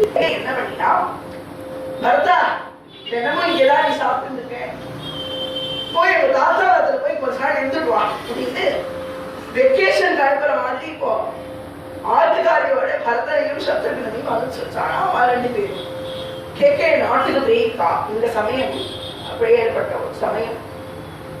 ஆரம்பத்துல இருந்து ராமாயணத்துல ஒரு விஷயம் கவனமா பார்த்து இருக்கணும். கௌசல்யக்கு ராமர் பேர்ல இருக்கிற ஒரு அன்பை விட பல கோடி மடங்கு கைகேயிக்கு தான் ராமர் மேல பிடிக்கும் சாஸ்திரம். பல கோடி மடங்கு கைகேயி அன்பே படிக்குமானது. காருண்ய மூர்த்தி ராமரை பார்த்த உடனே அப்படியே தாரதாரையா பார்க்க பார்க்கவே அவ்வளவு ஆசையா ராமர். ரமா ரமா ரமா ரமா நொட்டிக்கு 4 தடவை சொல்லிட்டு இருப்பானா, ராமநாமத்தையே சொல்லிட்டு இருப்பானா. அதனாலதான் தேவேந்திரன் மேல இருந்து பார்க்கிறான், ஐயோ இவா என்னடா பட்டாபிஷேகம் பண்ணி ராமரை உட்காந்து வச்சுட்டா, ராவணன்னா இன்னும் அவன் ஆடுவானே, பயங்கரமா இப்போ நம்மளை பாடா படுத்த ஆரம்பிச்சுடுவானே, என்ன பண்றதுன்னு இந்திரன் மேல யோசிச்சுட்டே இருக்கா. எப்படியாவது இந்த நிலைய மாற்றணும், ராமர் அயோத்தியிலிருந்து பிரிச்சு தனியா கொண்டு வரணும் அப்படின்னுதான் இந்திரன் மேல இருந்து யோசிச்சு பூமிக்கு வராள். அதே சமயத்துல இந்த ராம பட்டாபிஷேகம் நாளைக்கு அப்படிங்கிற விஷயம் எல்லாத்துக்கும் தெரிய ஆரம்பிச்சுட்டு, அப்போ கைகேயி மகாவிஷ்ணுவோட விக்கிரகத்தை வச்சுட்டு பூஜை பண்ணிட்டு இருக்கா. அப்போ கதவை யாரோ படப்படப்படன்னு தட்டாள். யார் தட்டானா, இந்திரன் வந்து தட்டான். எதனாலன்னா ராமரை பிரிச்சு கொண்டு போனோம். யார் மூலமா பிரிக்கிறதுன்னு யோசிச்சு பார்க்கிறான் இந்திரன். அதே ஒரு பாட்டி வயசானவர்கள் குச்சி ஓடி ஓடி ஓடி நடந்து வந்து இருக்காராம். அவருக்கு மந்தரைன்னு பேராம். இந்த மந்தரை கைகேயியோட கேக்கை நாட்டுல இருந்து வந்த ஒரு பணிப்பெண். அவளை தாய் மாதிரி நினைச்சிருக்கா, ரொம்ப அன்போட நடந்துப்பா கைகேயி. இந்த மந்தரைய இந்திரன் கூப்பிட்டு நடக்கிற சிச்சுவேஷன் அத்தனையும் அவள்கிட்ட தெளிவா சொல்லி, மந்தரை நீ போய் கைகேயை கூண்டு எப்படியாவது ராமன் இந்த இடத்தை விட்டு போற மாதிரி நீ பண்ணு, உன்கிட்ட ஒரு தேவ காரியத்தையே ஒப்படைக்கிறேன் அப்படின்னு. ஸ்ரீ லலிதா சஹஸ்ரநாமத்துல ஸ்ரீமாதா ஸ்ரீ மகாலக்ஷ்மி ஸ்ரீமத் சிம்ஹாசனேஸ்வரி சிதக்னிகுண்ட சம்பூதா தேவகாரிய சமுத்யதா. ஒரு தேவ காரியம் பண்ணணும் அப்படின்னு அக்னியில இருந்து வெளியில வந்தவள் லலிதா பரமேஸ்வரி. லலிதா பரமேஸ்வரிக்கு என்ன ஒரு ரெஸ்பான்சிபிலிட்டி இருக்கணுமோ அந்த ஒரு ரெஸ்பான்சிபிலிட்டி கொண்டவள் மந்தரைங்கிறத புரிஞ்சுக்கிறாங்க. அந்த ஒரு ரெஸ்பான்சிபிலிட்டியோட இந்திரன் தட்டின அதே கதவை மந்திரம் தட்டா. கைகேயி கைகேயி சிச்சிலே கூப்பிடுறா. இவளுக்கும் சந்தோஷமா இருக்கு ராமர் பட்டாபிஷேகம். மந்திரைக்கு கூட திரும்பி பார்த்த உடனே ராமனுக்கு பட்டாபிஷேகம். உடனே கைகேயிக்கு பரம சந்தோஷம். என்ன பண்ணினா, அந்த கழுத்தில் இருந்து ஒரு முத்து மாலை அப்படி அவிழ்த்து, இந்த மந்திரன் மாணிக்க மாலை அவுத்து, இந்த மந்திரன் வைடூரிய மாலை அவுத்து, இந்த மந்திரன் எல்லா மாலையும் அவுத்து கொடுத்தாள். உடனே மந்திர அத்தனை மாறி விசிறி எரிஞ்சு எல்லா மாலையும் தேவி அப்படின்னா 3 மாலையும் அழிச்சிருக்க, எல்லாத்தையும் அழிச்சு போடு. என்ன நினைச்சுட்டு இருக்கடி? உன் பிள்ளைக்கா நாளைக்கு பட்டாபிஷேகம் நடக்க போகுது. ஆமா மந்திர, இதுல நோக்கு சந்தேகம். குழந்தை ராமன், உன் வயிற்றுலயே ராமன் பிறந்தான். சி, என்ன இப்படி பேசுறோம்? நான் அம்மா மாதிரி நினைச்சிருந்தேன். மனதையே இப்படி கலக்கிற நீ. கௌசல்ய வயிற்றுல பிறந்தா நான் நாட்டும் ஒரு நாளாவது கௌசல்ய ஊட்டி ராமன் சாப்பிட்டு நீ பார்த்துட்டியா? ஏன் ராமன் அவன் அவனை போய் இப்படி வேற்றுமையா பேசுறியே? மந்திர விடவே இல்லையாம். ஒரு 10 நிமிஷம் பேசிப்பாராம். கை மனசு மாறிட்டாராம். ஏன் அப்படின்னா மனுஷா ஒரு காரியத்தை நினைச்சுட்டா அப்படின்னா பண்ண முடியாது. தேவதைகள் ஒரு சித்தம் பண்ணி இந்த மாதிரி நடக்கணும் அப்படின்னு தான் எப்பேற்பட்டவா கூட மனசு மாறி போயிடும். ஏன்னா இந்திரன் இப்படி ஒரு காரியத்தை பண்ணியிருக்கான். இதனால அப்படின்னா தன்னோட கஷ்டம் போகணும். இந்த இடத்துல இந்திரனோட பிளாக் மார்க்க காமிக்கிறா, இந்த சுயநலவாதியா. அதனால மந்தரை அப்படிங்கிறவன் ஒருத்திய ராமாயணத்தோட இல்லைன்னா கூட நம்ம ராவணனை ஏற்றுக்க மாட்டோம். ரொம்ப நல்லவன், சிவபூஜை பண்ணுவான் அப்படின்னு ராவணன் மேல கூட ஒரு +.4 சொல்லிடும். ஆனா ராமாயணத்தோட வில்லி அப்படின்னு ஒரு பெயர் வச்சு கோணியில அவளை ஒதுக்கி வச்சிருக்கோம். ஆனா இந்திர பகவான் அவளுக்கு பின்னாடி இருந்து ஆடினது நமக்கு தெரியாது. அவன் தான் தூண்டி விட்டான். இன்னும் சில பேர் என்ன சொல்றானா, ராமாயணத்துல கோணி, மகாபாரதத்துல சகுனி அப்படிங்கிறாங்க. அப்படி இந்த கோணி அப்படி தூண்டி விட்டால் அண்ணா ஏற்கனவே நெருப்புனா திகு திகு திகு எரிஞ்சு இருக்கிறது. வேற எண்ணெய் கொண்டு விட்டா கைகேயி இப்படி இருக்கா. எல்லாத்துக்கும் நியூஸ் போயிடுது. தசரத மகாராஜா ராமர் பட்டாபிஷேகம் அப்படிங்கிற ஒரு விஷயத்த நேரா போய் சொல்லணும்னா கௌசல்ய கிட்ட கூட போலையா, கைகேயி கிட்ட வர. ஏன்னா ராமருக்கு பட்டாபிஷேகம்னு கௌசல்ய கிட்ட போய் தசரதர் சொன்னா அவ எவ்வளவு சந்தோஷப்படுவாளோ அதை விட அதிகமா கைகேயி சந்தோஷப்படுவா. அதனாலதான் அவட்ட சொல்றதுக்காக தசரதர் வர. கைகேயோட அந்தப்புறத்துக்கு ஓடி வரா தசரதர். ஓடி வந்து கைகேயி கூப்பிடுற சத்தமே வரல. உள்ள இருந்து கடல் தடி உள்ள போய் பார்க்கறா, கைகேயே காணும். ரொம்ப சந்தோஷம் தசரதருக்கு. கைகேயி போய் பாப்போல, நம்மள பாக்குறதுக்காக அங்க வந்து பாப்போல. கிளம்பி ஒரு செட் பண்ணிக்கிறார். மேல எங்கேயாவது மாடியில் இருக்காடா அப்படின்னு பாக்கச்சு ஒரே ஒரு விஷயத்தை பார்க்கிறார் தசரதர். அப்படி திரும்பிச்சு போயிருக்கான். அந்த காலத்துல எல்லாம் வீடு கட்டுறா பார்த்தீங்களா, அரண்மனை கட்டுறா பார்த்தீங்களா, அப்போ ஒரு ரூம் கட்டுவானா. அந்த ரூமுக்கு கோபகிரகம் அப்படி பேர். இந்த கோபகிரகம் ஒரு மூலையில இருக்கும்.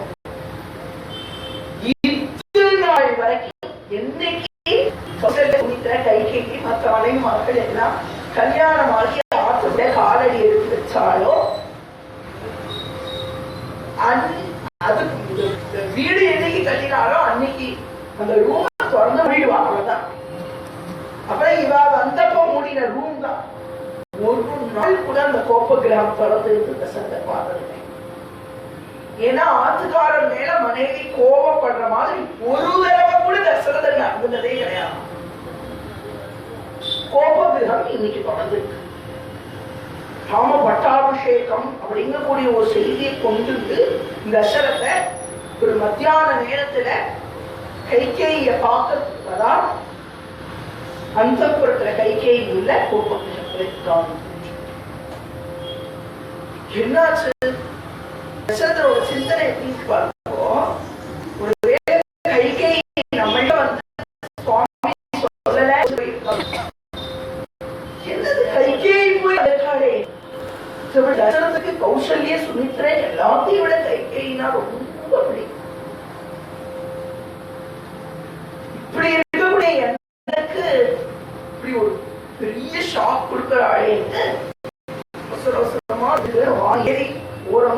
அந்த ரூமுக்குள்ள போய் பார்த்தா பிளாக் சாரி கட்டி இருக்காளாம். சொன்னாலே மாலை அவுத்து போடுது, மாலை அவுத்து போடுது, மாலை தவிர ஒரு மாலை இல்லையா, வளையல் போடுது இல்லையா, கருப்பு வஸ்திரம் வெட்டிட்டு இருக்காளாம், அமங்கலமா உட்கார்ந்து இருக்காளாம், பூவெல்லாம் அப்படி பிச்சு கீழே போட்டுக்காளாம், முதுக காமிச்சு உட்கார்ந்து இருக்காளாம் கோபகிரகத்துல. கண்ணத்துல கை வச்சுட்டு தலைய கை வச்சுட்டு உட்கார்ந்து இருக்காள், தலைமுடியை பிடிச்சு போட்டு இருக்காள். இந்த பார்த்துட்டா அழுக வந்துருப்பாங்க. என்ன மாதிரி இருக்கிய என்னாச்சு உடனே கைகை அங்கிருந்து வந்து தசரத கையை பிடிச்சு சோஃபால உட்கார வச்சு, கோபகிரகத்திலேயே சோஃபா போட்டு வச்சுட்டா அப்படின்னா அந்த சோஃபால உட்கார வச்சு தசரத, நீங்க சூரிய குடும்பத்துல வந்தவர் தானே? ஆமாமா, டவுட். ஹரிச்சந்திரன் பரம்பரையில வந்தவர் தானே? ஆமாமா, சத்திய காப்பாற்ற வேண்டும், சத்தியத்தை காப்பாற்ற வேண்டும். ஆமாமா, வாக்கு கொடுத்தத கண்டிப்பா காப்பாற்ற வேண்டும். ஆமாமா, இப்ப மறுபடியும் கதை அப்படியே ரீவைன் பண்ணி முதல் நாளைக்கு போகும்போது சம்பராசுரனோட யுத்தம்னு ஒரு கதை பார்ப்போமா, அந்த கதையை சொல்றாள். சம்பராசுரனோட சண்டை போட்டேனும், அப்ப சாரதிக்கு உடம்பு சரியில்லாம போயிருந்தோம், நான் சண்டைக்கு வந்திருந்தேனோ, நான் தேர் ஓட்டினேனோ. ஆமாமா, உனக்கு 2 வரம் கொடுக்கிறேன்னு சொல்லியிருந்தியே, அத பின்னாடி கேட்கிறேன்னு சொல்லியிருந்தியே, கேளுமா. இப்ப சந்தோஷம் வந்துதான் தசரதற்கு. சரி, போய் போய் இதுக்கு போய் சண்டை பண்ணணும், கோபகிரகத்துல உட்கார்ந்து அங்க இருந்து கேட்டுதான் உனக்கு வரம் கொடுக்க மாட்டேனா?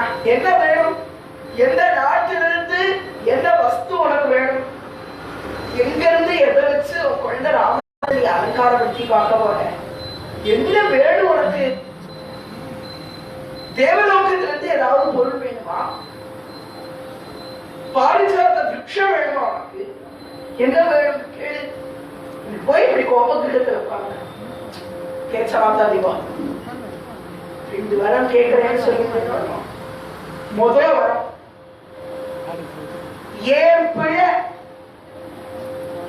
ஏன் வயிற்றுல பிறந்த பரதன் நாளைக்கு ராஜாவாங்க. ஒரு விஷயம் தயங்குறா. ஏன்னா தர்மத்துப்படி முதல் பிள்ளைதான் ராஜாவாகணும், இப்படி 2வது பிள்ளை ராஜாவாக்கணும்னு சொல்றாளே. தயங்குறா. ஏன் இப்படி கேட்கறது? பரதனை விட உனக்கு ராமனை தானே ரொம்ப பிடிக்கும், ராமன் ஏன் ராஜாவாக்கூடாதுன்னு கேட்கிறேன்னு கேட்கணும்னு தோன்றது. தசரதர் வாய் அடைச்சு போய் நிற்கிறார். 2வது வரத்தை கேட்கிறா. 14 வருஷம் அந்த கௌசல்யோட பிள்ளை காட்டுக்கு போனோம் அப்படின்னா தசரதர் மூர்ச்சையாகி விழுந்தார். கால்ல விழுந்தார், கைகேயோட கால்ல விழுந்தார். தசரதர் வால்மீகி சொல்றார், உன்னை என் பத்திரியா என் தெய்வமா நினைச்சு கேட்கிறேன், முதல் வரத்தை வச்சுக்கோ. பரதன் ஆண்டாய் ராமன் ஆண்டாய் 2 பேரும் சத்தியமான தர்ம புருஷர்கள். அவள எனக்கு பேசம் கிடையாது. ஆனா எப்படி காட்டு தரத்துறேன்னு சொல்லிய ஒரு நாளா 2 நாளா 14 வருஷம் அவன் சின்ன குழந்தை அவன். நம்ம காட்டுக்கு போகணும்னா உன்னை போய் காட்டுக்கு அனுப்பணும்னு தெரிய.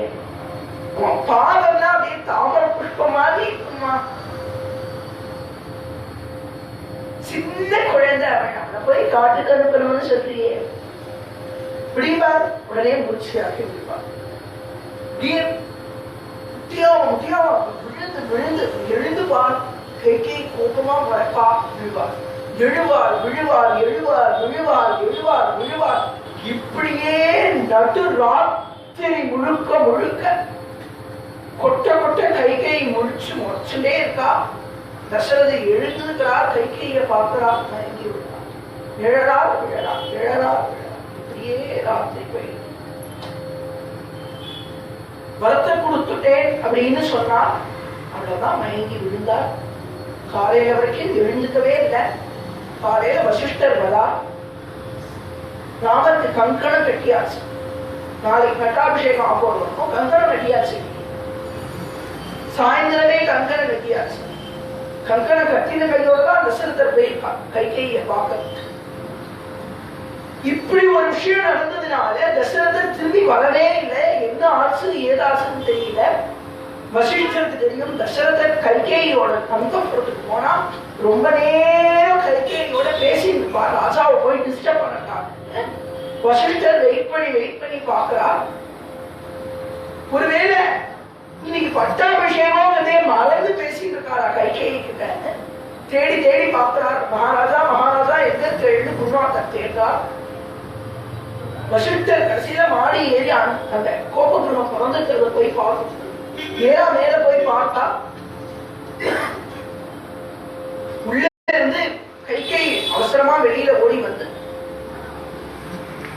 இன்னைக்கு ராமனுக்கு பட்டாபிஷேகம் நடக்காது, இது ராஜாவோட ஆணை. உடனே வசிஷ்டர் கிளறி போயிட்டார். என்ன மாசமா என்ன கைகையை மதிக்கவே இல்லையா, குருநாதர் கூட மதிக்கலையாம். அவசரமா வெளியில போய் அந்த பக்கம் இந்த பக்கமும் நடந்துட்டே இருக்காளாம். தசரத சக்கரவர்த்தியை எழுதி பார்க்கிறா. ராஜா மூர்ச்சையில இருந்து தெரியவே இல்லை. காலையில மணி 3. ராமச்சந்திர பிரபு தினமும் முன்னாடி எல்லாம் 7 மணிக்கு எழுந்திருச்சிருந்த குழந்தை, 6 மணிக்கு எழுந்திருச்சிருந்த குழந்தை 3 மணிக்கு எழுந்துட்டு வரா. நேரா கௌசல்யை பார்க்க போலையா ராமச்சந்திர பிரபு. கைகேயி அம்மாவை பார்த்து நமஸ்காரம் பண்ணி வரா. மாடி ஏறி வரா. அம்மா கோப கிரகத்துல இருக்காளே. ராமர் பதறிண்டே வந்த உடனே, ராமா நில்லு, அப்பாவை இப்ப பார்க்க முடியாது, அப்பா உள்ளதான் இருக்கா ஆனா பார்க்க முடியாது. அப்பா உங்ககிட்ட சொல்ல சொன்னான், அப்பாவோட கட்டளை, நீ இன்னைக்கு பட்டாபிஷேகம் பண்ணிக்க போறீங்க. என் பிள்ளை பரதன் தான் பட்டாபிஷேகம் பண்ணிக்க. ரொம்ப சந்தோஷமா. நான் ஆட்சி பண்ணினா என்ன, பரதன் ஆட்சி பண்ணா என்ன, என்னை விட ரொம்ப நல்லவன் பரதன். ராமர் சொல்றேன், என்னை விட ரொம்ப நல்லவன் பரதன். முன்னாடி சொல்ல போற கடைசியில சொல்றா, 1000 ராமன் வந்தாலும் ஒரு பரதனுக்கு சமமாக முடியாது. அவ்வளவு புண்ணிய புருஷன் பரதன். அம்பரீஷ மகாராஜா பெருமாளை விடவும் அதிகமா சுதர்சன மூர்த்தியை தான் உபாசனை. அந்த சுதர்சன மூர்த்தி தான் இங்க பரதாளி பண்ணாங்க. பெருமாள் வெயிட் பண்ணி பொறுமையா இருப்பார். பாத்துக்கலாம். 1 மாசம் தான் ஆகுது, 2 மாசம் தான் ஆகுது, 5 மாசம் வெயிட் பண்ணி நான் குருவனுக்கு அனுகிரகம் பண்றேன். சுதர்சன மூர்த்தி கிட்ட அந்த பொறுமைன்றதே கிடையாது. சிசுபால வந்து பேசிட்டே இருக்காண்டா, கண்ணன் நீ போன்னு சொல்றதுக்கு முன்னாடி போய் சிசுபால கஜேந்திரனுக்கு பெருமாள் கை கொடுக்கிறதுக்கு முன்னாடி சுதர்சன சக்கரம் வந்து முதலே சம்பாரணை. பரதன் ராமனை காட்டிலும் ராமாயணம். ராமனே சொல்றான், என்னை விட பரதன் ரொம்ப நல்லவனா. ராஜா வாழ்க்கை ரொம்ப சந்தோஷம். இதுக்கு எதுக்கு கருப்பு போடுவேன், இதுக்கு எதுக்கு தலைமுடியை வச்சு போட்டு இப்படி இருக்கே. இவன் பரத்துல ஆட்சி பண்ண போறான், சந்தோஷமா சொல்லுவோனே. அடுத்தது உனக்கு, நீ 14 வருஷம் காட்டுக்கு போனோம். அப்பா சொல்ல சொன்னான். ராமன் ஒரே கேள்வி, அப்பா சொன்னாதான் நான் கேட்கணுமா, நீயே சொல்ல மாட்டியா அப்படின்னு சாட்டாம நமஸ்காரம் வேண்டாம். ரொம்ப சொல்றார், ஒரு தாமர புஷ்பம் மலர்ந்து சூரியனை பார்த்து ஜொலிச்சு இருக்கும் போது எப்படி இருக்குமோ, உனக்கு பட்டாபிஷேகம் அப்படின்னு சொல்றச்சே ராமரோட முகம் அப்படி இருந்தது. இது எல்லாத்துக்கும் இருக்கும். நீ நாட்டுக்கு ராஜா இல்லடா, காட்டுக்கு ராஜா அப்படின்றப்ப கூட தாமர புஷ்பம் சூரியனை பார்த்து எப்படி ஜொலிச்சுடு அப்படி பிரகாசமா விரிஞ்சிருக்கிறதோ அப்படி மலர்ந்து அப்பேற்பட்ட ஒரு சாது சமதுக்க சுகக்ஷமி. பகவத்கீதையில பகவான் சொல்றான், மற்ற லட்சணத்தை சொல்லும் பொழுது துக்கத்தையும் சுகத்தையும் எவன் ஒருத்தன் சரி சமமா பார்க்கிறானோ அவனுடைய பக்தன். சமதுக்க சுகக்ஷமி, பொறுமையோடு இருக்கணும் பக்தன். பக்தன் என் பக்தன் அப்படி இருக்கணும், என் பக்தன் அப்படி இருக்கணும்னு தைரியமா ஒருத்தன் சொல்றானே, அவன் எப்படி இருப்பான் அப்படின்னா இருந்து காமிச்சிருக்கான். அதனால அவன் தைரியமா சொல்றாங்க, என் பக்தனே அப்படி இருக்கணும்ங்கிறச்சே நான் எவ்வளவு காமிச்சிருக்கான் பகவான். சமதுக்க சுபக்ஷமியா அப்படி இருந்திருக்காரு. அவர் துக்கத்தையும் ஒன்னா பார்த்தார், சுகத்தையும் ஒன்னா பார்த்தார். நேரா கிளம்பினார். கைக்கு கௌசல்ய மாதாவை பார்க்க போனார். கௌசல்ய ரங்கநாதனுக்கு மங்களாசாசனம் பண்ணிட்டும் தினமும் மாதிரி ரங்கநாதரோட சுருப்பாத காலத்தை மறுபடியும் விட்டுட்டு வரானா. இன்னைக்கு வரைக்கும் அந்த கௌசல்ய தினம் தினம் தினம் தினம் ரங்கநாத சுவாமியோட பாதார விஷயத்தை அப்படி வருடி வருடி வருடி வருடி வருடி வருடி இன்னைக்கு வரைக்கும் கௌசல்ய தொட்ட அந்த திருப்பாதம் தேஞ்சே இருக்கும். ரங்கநாதரோட திருப்பாதம் கௌசல்ய ஆராதனை பண்ணிய மூர்த்தி ரங்கநாதன் ராமச்சந்திரமூர்த்தியோட குலதெய்வம். அந்த ரங்கநாதரை ஆராதனை பண்ணிட்டு ராமச்சந்திர பிரபு அந்த பிரசாதத்தை எடுத்துட்டு என் குழந்தை இப்ப முடி சூட்டிட்டு வந்துடுவான்னு வெயிட் பண்ணிட்டு இருக்கா. ரெண்டு பக்கமும் கவரி வீசுற வாழ காணும், முன்னாடி வெண்கொற்ற கொடை பிடிக்கிற வாழ காணும். ராமச்சந்திரமூர்த்தி தன்னந்தனியா வந்து நிற்கிறா. எப்படி வரான்னு கம்பர் சொல்றார், ராமருக்கு முன்னாடி விதி போடுறான், ராமருக்கு பின்னாடி தர்மம் வருது. விதி சொல்ற பாதையில போயிட்டு இருக்கார். ஆனா தர்மம் ராமனை பின்பற்றதுன்னா அவருக்கு எப்பேற்பட்ட தர்மஸ்வரூபமா இருப்பாரு. ராமாயணம் காமிக்கிறார். போயா கௌசல்ய நிறைய மங்களாசாசனம் அவ காப்பாற்ற, அவனை காப்பாற்ற எல்லாம் சொல்றார். சகல தேவதைகளும் உனக்கு ரட்சையா இருக்கட்டும், உன் தோழிகளை அஸ்வினி குமாரர்களை காப்பாற்றட்டும், பிரம்மா உனக்கு ஒவ்வொரு க்ஷணம் ரட்சிக்கட்டும், 6 காலங்கள் உன ரட்சிக்கட்டும், நிமிஷங்கள் உன ரட்சிக்கட்டும், செகண்ட்ஸ் உன ரட்சிக்கட்டும், எல்லாம் உன ரட்சிக்கட்டும், கவலை இல்லாம நீ அப்படின்னு காட்டுல நீ சந்தோஷமா இருக்கிறது. உனக்கு பல போஜனம் நான் கட்டி கொடுக்க மாட்டேனாமா, ஏன்னா சொல்லிக் கொடுத்த வார்த்தையும் கட்டி கொடுத்த சாதம் கூட வராது. நான் உனக்கு ஒரு விஷயத்தை கொடுத்து அனுப்ப போறேன், அந்த விஷயத்தை நீ எப்பவும் தொலைக்காம சாப்பிடுறியா? ஒரு தாயார் ஸ்கூலுக்கு போற பையனுக்கு டிஃபன் பாக்ஸ் எப்படி புளியஞ்சாதம் பேக் பண்ணி கொடுக்கிறாளோ, இப்போ ராமருக்கு ஒரு பாக்ஸ்ல ஒண்ணு போட்டு கௌசல்ய பேக் பண்ணி கொடுக்க போறா. 14 வருஷமும் ராமரை காப்பாற்றினது அந்த விஷயம் தான். இந்த லோகத்துல ரொம்ப ரொம்ப ரொம்ப ரொம்ப ரொம்ப ரொம்ப முக்கியமான ஒரு விஷயம், ஒரு குழந்தைய தாயார் எப்படி வளர்க்கிறாங்கிறது. இப்போ கௌசல்ய என்னத்தை கொடுக்கிறாரா ராமச்சந்திர பிரபுவுக்கு, நான் எல்லாத்தையும் மாதிரி டிஃபன் பாக்ஸ்ல பேக் பண்ணி தர மாட்டேன் ராமா, தர்மத்தை உனக்கு கொடுக்கிறேன், அதை நீ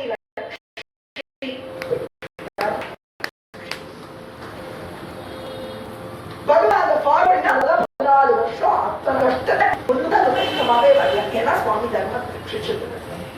தர்மம் அப்படிங்கிறது என்னன்னா தன்னை போல பிற உயிர்களை பார்க்க, எல்லாத்தையும் சமபாவத்துல பார்க்கறது வேண்டாம் தர்மம்.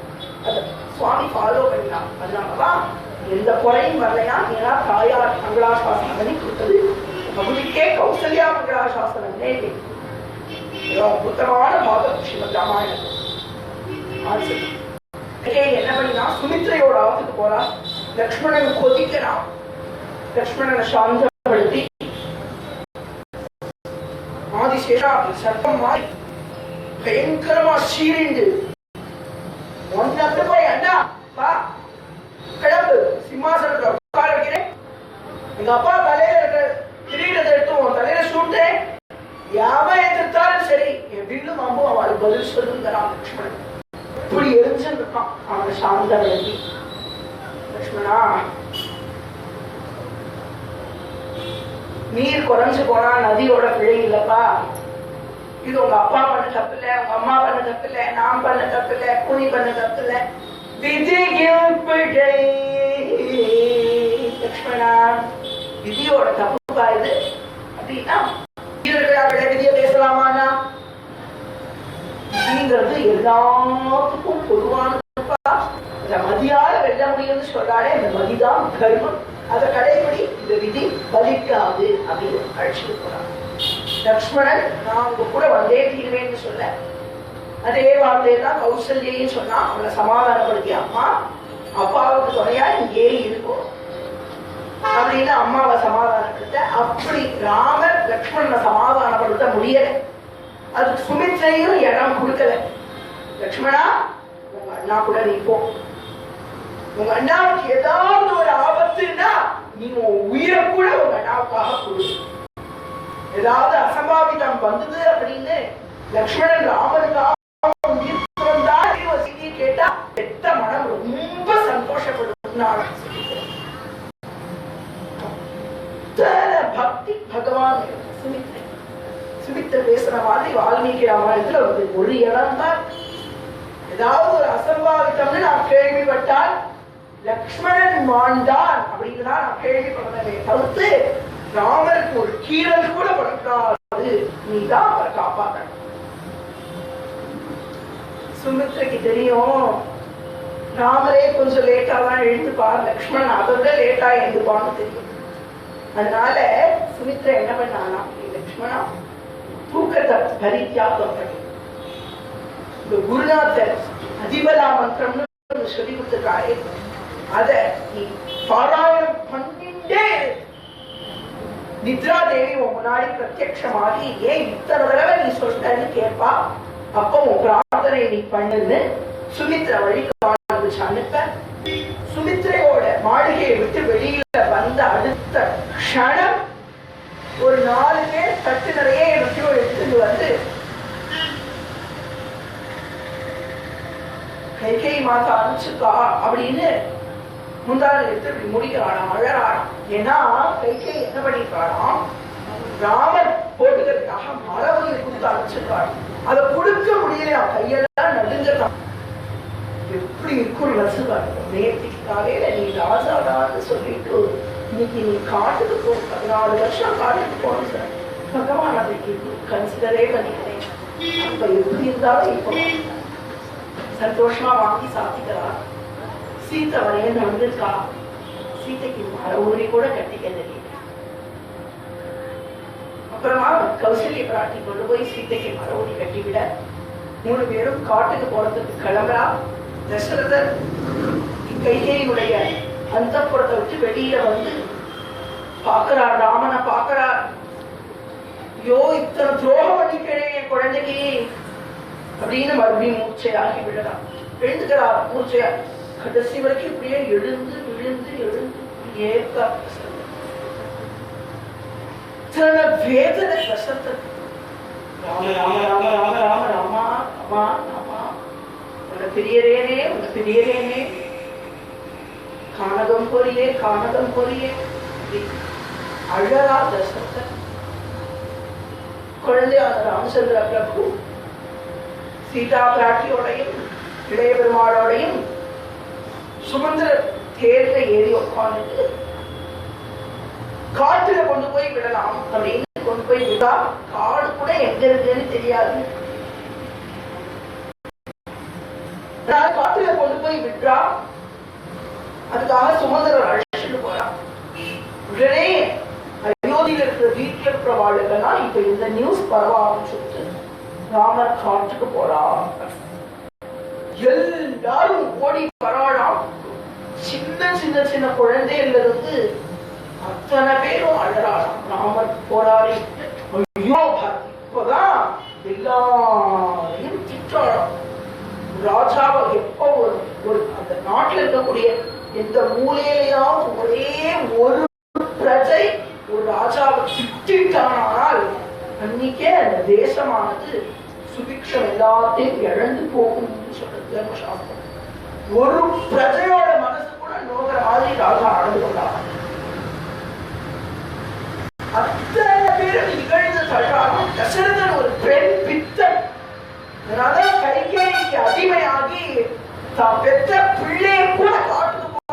நடத்தினான். கைகேயி ஒரு ராட்சசி. பரதனும் சத்ருகனும் அவ தாத்தா ஊருக்கு போறதா ஒரு நாடகம் கட்டி அந்த சமயத்துல அண்ணாவோட பார்க்காம பாட்டுக்கு பத்திருக்கான். பாப்பிகள் அத்தனை பேரையும் நாட்டு மக்கள்லாம் திட்டிட்டு, இதுவே இந்த தசரதன் ஆளக்கூடிய அயோத்தி வேண்டாம், இந்த நாடு வேண்டாம், நகரம் வேண்டாம், ஊர் வேண்டாம், வீடு வேண்டாம், எல்லாத்தையும் விட்டு விட்டு காட்டுக்கு போறாளாம் ராமனோட. அதனாலதான் கம்பன் இந்த படலத்துக்கு பேர் வைக்கும் போது நகர நீங்கு படலம்னு வச்சான். நகரத்தை விட்டு ராமன் போன படலம்னு ஒரு அர்த்தம். நகரமே ராமனுக்காக நீங்கிய படலம். நகர் நீங்கு படலம். நகர் நீங்கிற்று.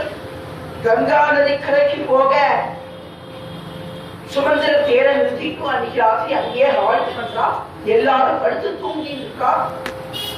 அந்த ஒரு சமயத்துல அத்தனை பேரும் தூங்கி இருக்கக்கூடிய அந்த இடத்துல சுமந்திரன் விழிப்பா பார்த்துட்டே இருக்கா. ராமர் நல்லா தூங்குறாரா அப்படின்னு பயங்கரமா கொசு கடிக்கிறது.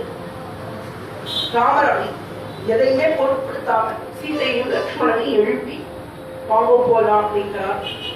ரெண்டு பேரும் எழுந்துக்கிறார். சுமந்திரன் பாக்குறாரான்னு பார்த்துட்டு நைசா ராமர் வெளியில போகல. சுமந்திரன் பார்த்துட்டு எழுந்து வரா.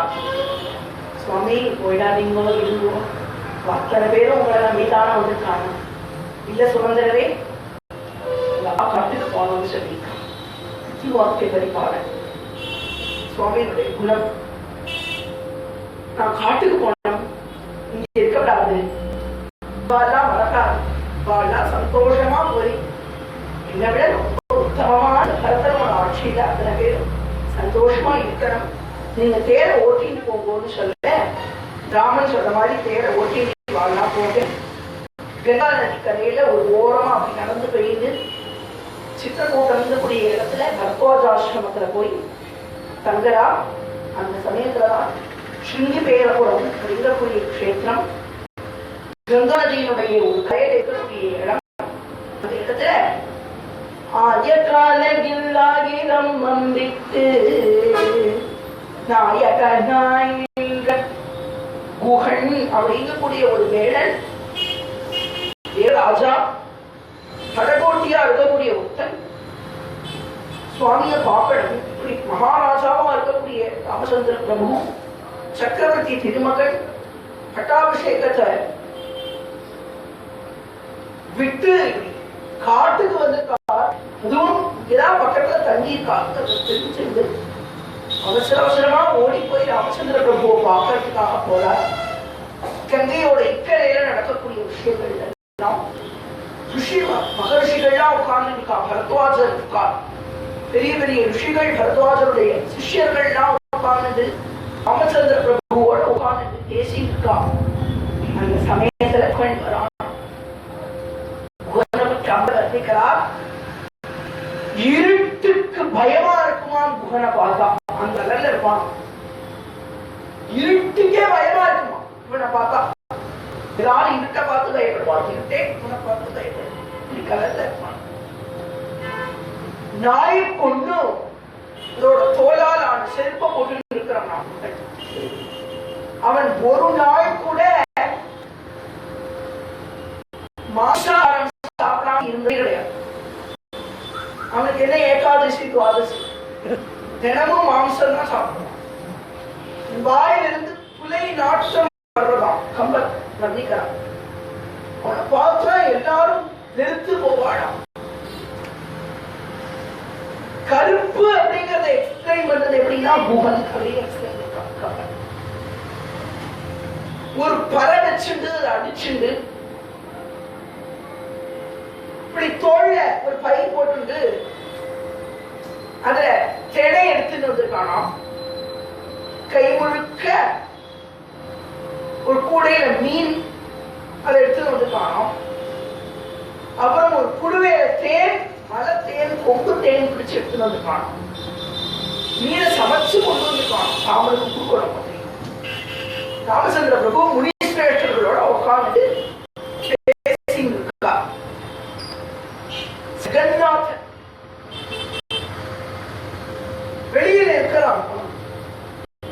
சுவாமி நாய் போன்ற அடியை எடுத்துக்கணும் அப்படின்னு வெளியில சொல்றாங்க. சுவாமி எழுந்துங்கா லக்ஷ்மணா, அதோ வந்திருக்கா பார்த்தா, போய் பார்த்து லக்ஷ்மணன் போனானா. போன உடனே குகனை பார்க்கிறான் லக்ஷ்மணன். உடனே உள்ள வந்து ஒரு வார்த்தை சொன்னான், கம்ப சொன்னான்,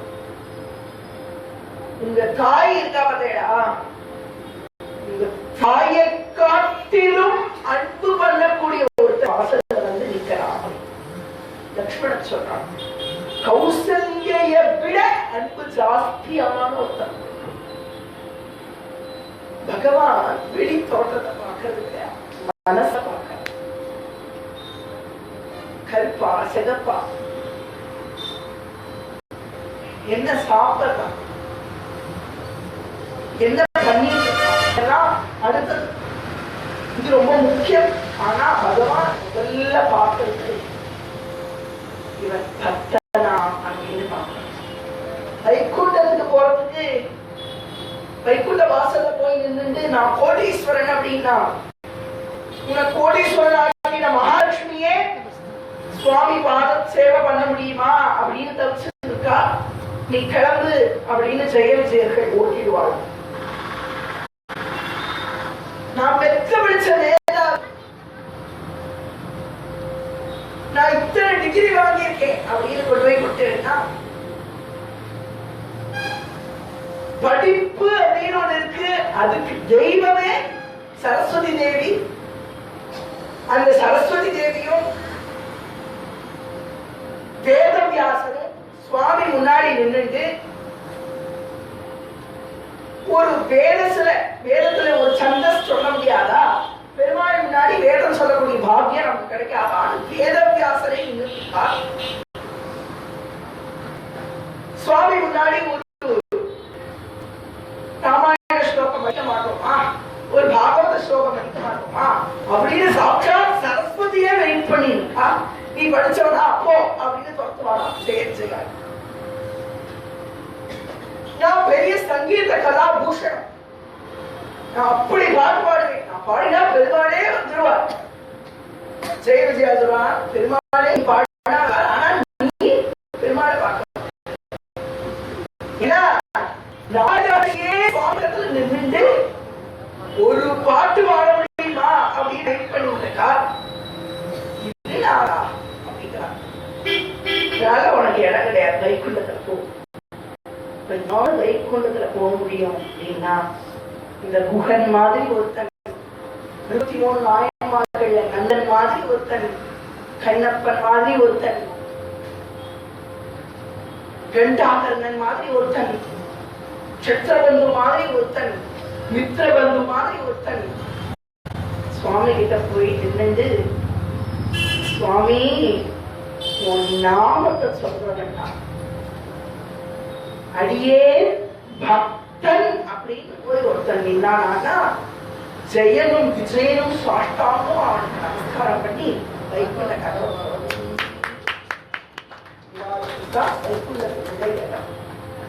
பக்தர்களுக்கு மாத்திரமே திறந்திருக்கக்கூடிய கதவு வைகுண்ட கதவு. மற்ற எல்லாருக்காக சாப்பிதான் வைப்பான் வைகுண்ட வாசல். யாருக்காக வைகுண்ட வாசல் திறக்கும்னா, நான் பாகவதன், நான் பக்தன் நிட்டுங்கோ, வைகுண்ட வாசல் தாராளமா திறந்திருக்கு. அப்படி போய் நிக்கலாம், உள்ள வர சொல்றான். ரிஷிகள்லாம் இருக்கக்கூடிய இடத்துக்கு வந்து, உங்களுக்காக ஆசாசியா மீன் கொண்டு வந்திருக்கேன், தேன் கொண்டு வந்திருக்கேன். சுவாமி அதை வாங்கி ஒரு ஓரமா வச்சு விட்டு, இதை சாப்பிட முடியாத சூழ்நிலையில நான் இருக்கேன், நான் சாப்பிடக்கூடாது, உன் கையால வாங்கின்ற அது அமிர்தத்தை விடவும் மேலானது, நான் ஏற்கனவே அதை சாப்பிட்டதுக்கு சமானது. சுவாமி அதை வாங்கி வச்சுக்கிறார். குகனுக்கு அனுகிரகம் பண்ணிட்டோம். நீ நாளைக்கு கங்கையை தாண்டி ராமர் போகணும், அடியே போகணும், நாளை படகு ஒரு நாளைக்கு எடுத்துடுவா அப்படின்னு சொல்லி, குகனே நீ எனக்கு மித்ரன் அப்படின்னு சொல்லி, நீ என்னோட ஃப்ரெண்டு அப்படின்னு இன்னைக்கு அவங்கிட்ட சத்தியம் பண்ணிக்கிறார். குகன் வெளியில போய் நின்றுட்டு இடத்தை விட்டு போகவே முடியாம ரிஷிகளுக்கு நடுவுல உட்கார்ந்து இருக்கக்கூடிய அந்த சூரியன் மாதிரியான அந்த ராமச்சந்திரன் பிரபுவை பார்த்துட்டு வாசல்ல இருந்து பகவானுடைய திருமேனி தரிசனம் பண்ணிட்டே இருக்காராம். அப்படியே கண்ணா பார்த்து காணாம். இப்பேற்பட்ட பகவான் பரபிரம்ம வஸ்து இங்க இருக்கச்சே ஆத்துல என்ன நமக்கு வேலை? பாப்ப காரியம் தானே பண்ணிட்டு இருக்கேன். ஒரு நாளைக்கு எத்தனை மீன்களை கொல்றேன். வால்மீகிக்கு என்ன ஒரு எண்ணம் நாதர் சொன்னவனே வந்ததோ அந்த எண்ணம் சொல்லாத இருந்துதான் உங்களுக்கு. இனிமே பெர்மனண்டா இவருடைய இருந்ததுன்னு முடிவு பண்ணி வாசல்ல நின்றுட்டே இருக்கான். நாளைக்கு வாங்க ராமர் சொல்லி அனுப்பிச்சிருக்காய். நாளைக்கு குகன் வருவான். ஜானகி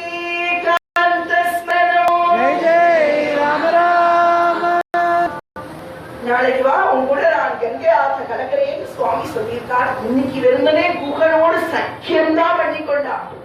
நாளைக்கு குகனுக்கு ஒரு அந்தஸ்து கொடுக்க போறான். இன்னைக்கு தலைப்பு குக சக்கியம் தானே. குகனோடு நட்பு வாராகிறார் பகவான். குகன் சுவாமியுடைய அருள் கிடைக்காதான்னு ஏக்கமா பார்த்திருக்கான். அவனுக்கு பெரிய பேர் ஒன்று கொடுக்க போறார். என்னன்னு நாளை சத்சங்கத்துல மங்களம் கோசலேந்திராய மகனீய குணாத்மனே சக்கரவர்த்தி தனூஜாய சார்வபௌமாய यत्र यत्र रघुनाथ कीर्तनं तत्र तत्र कृतमस्तकाञ्जलि बाष्पवारि परिपूर्णलोचनं मारुतिं नमत राक्षसां जानकीकान्तस्मरणं सीता लक्ष्मण भरत शत्रुघ्न हनुमत समेत रामचंद्र महाराज की आंजनेय स्वामी की हरे राम हरे राम हरे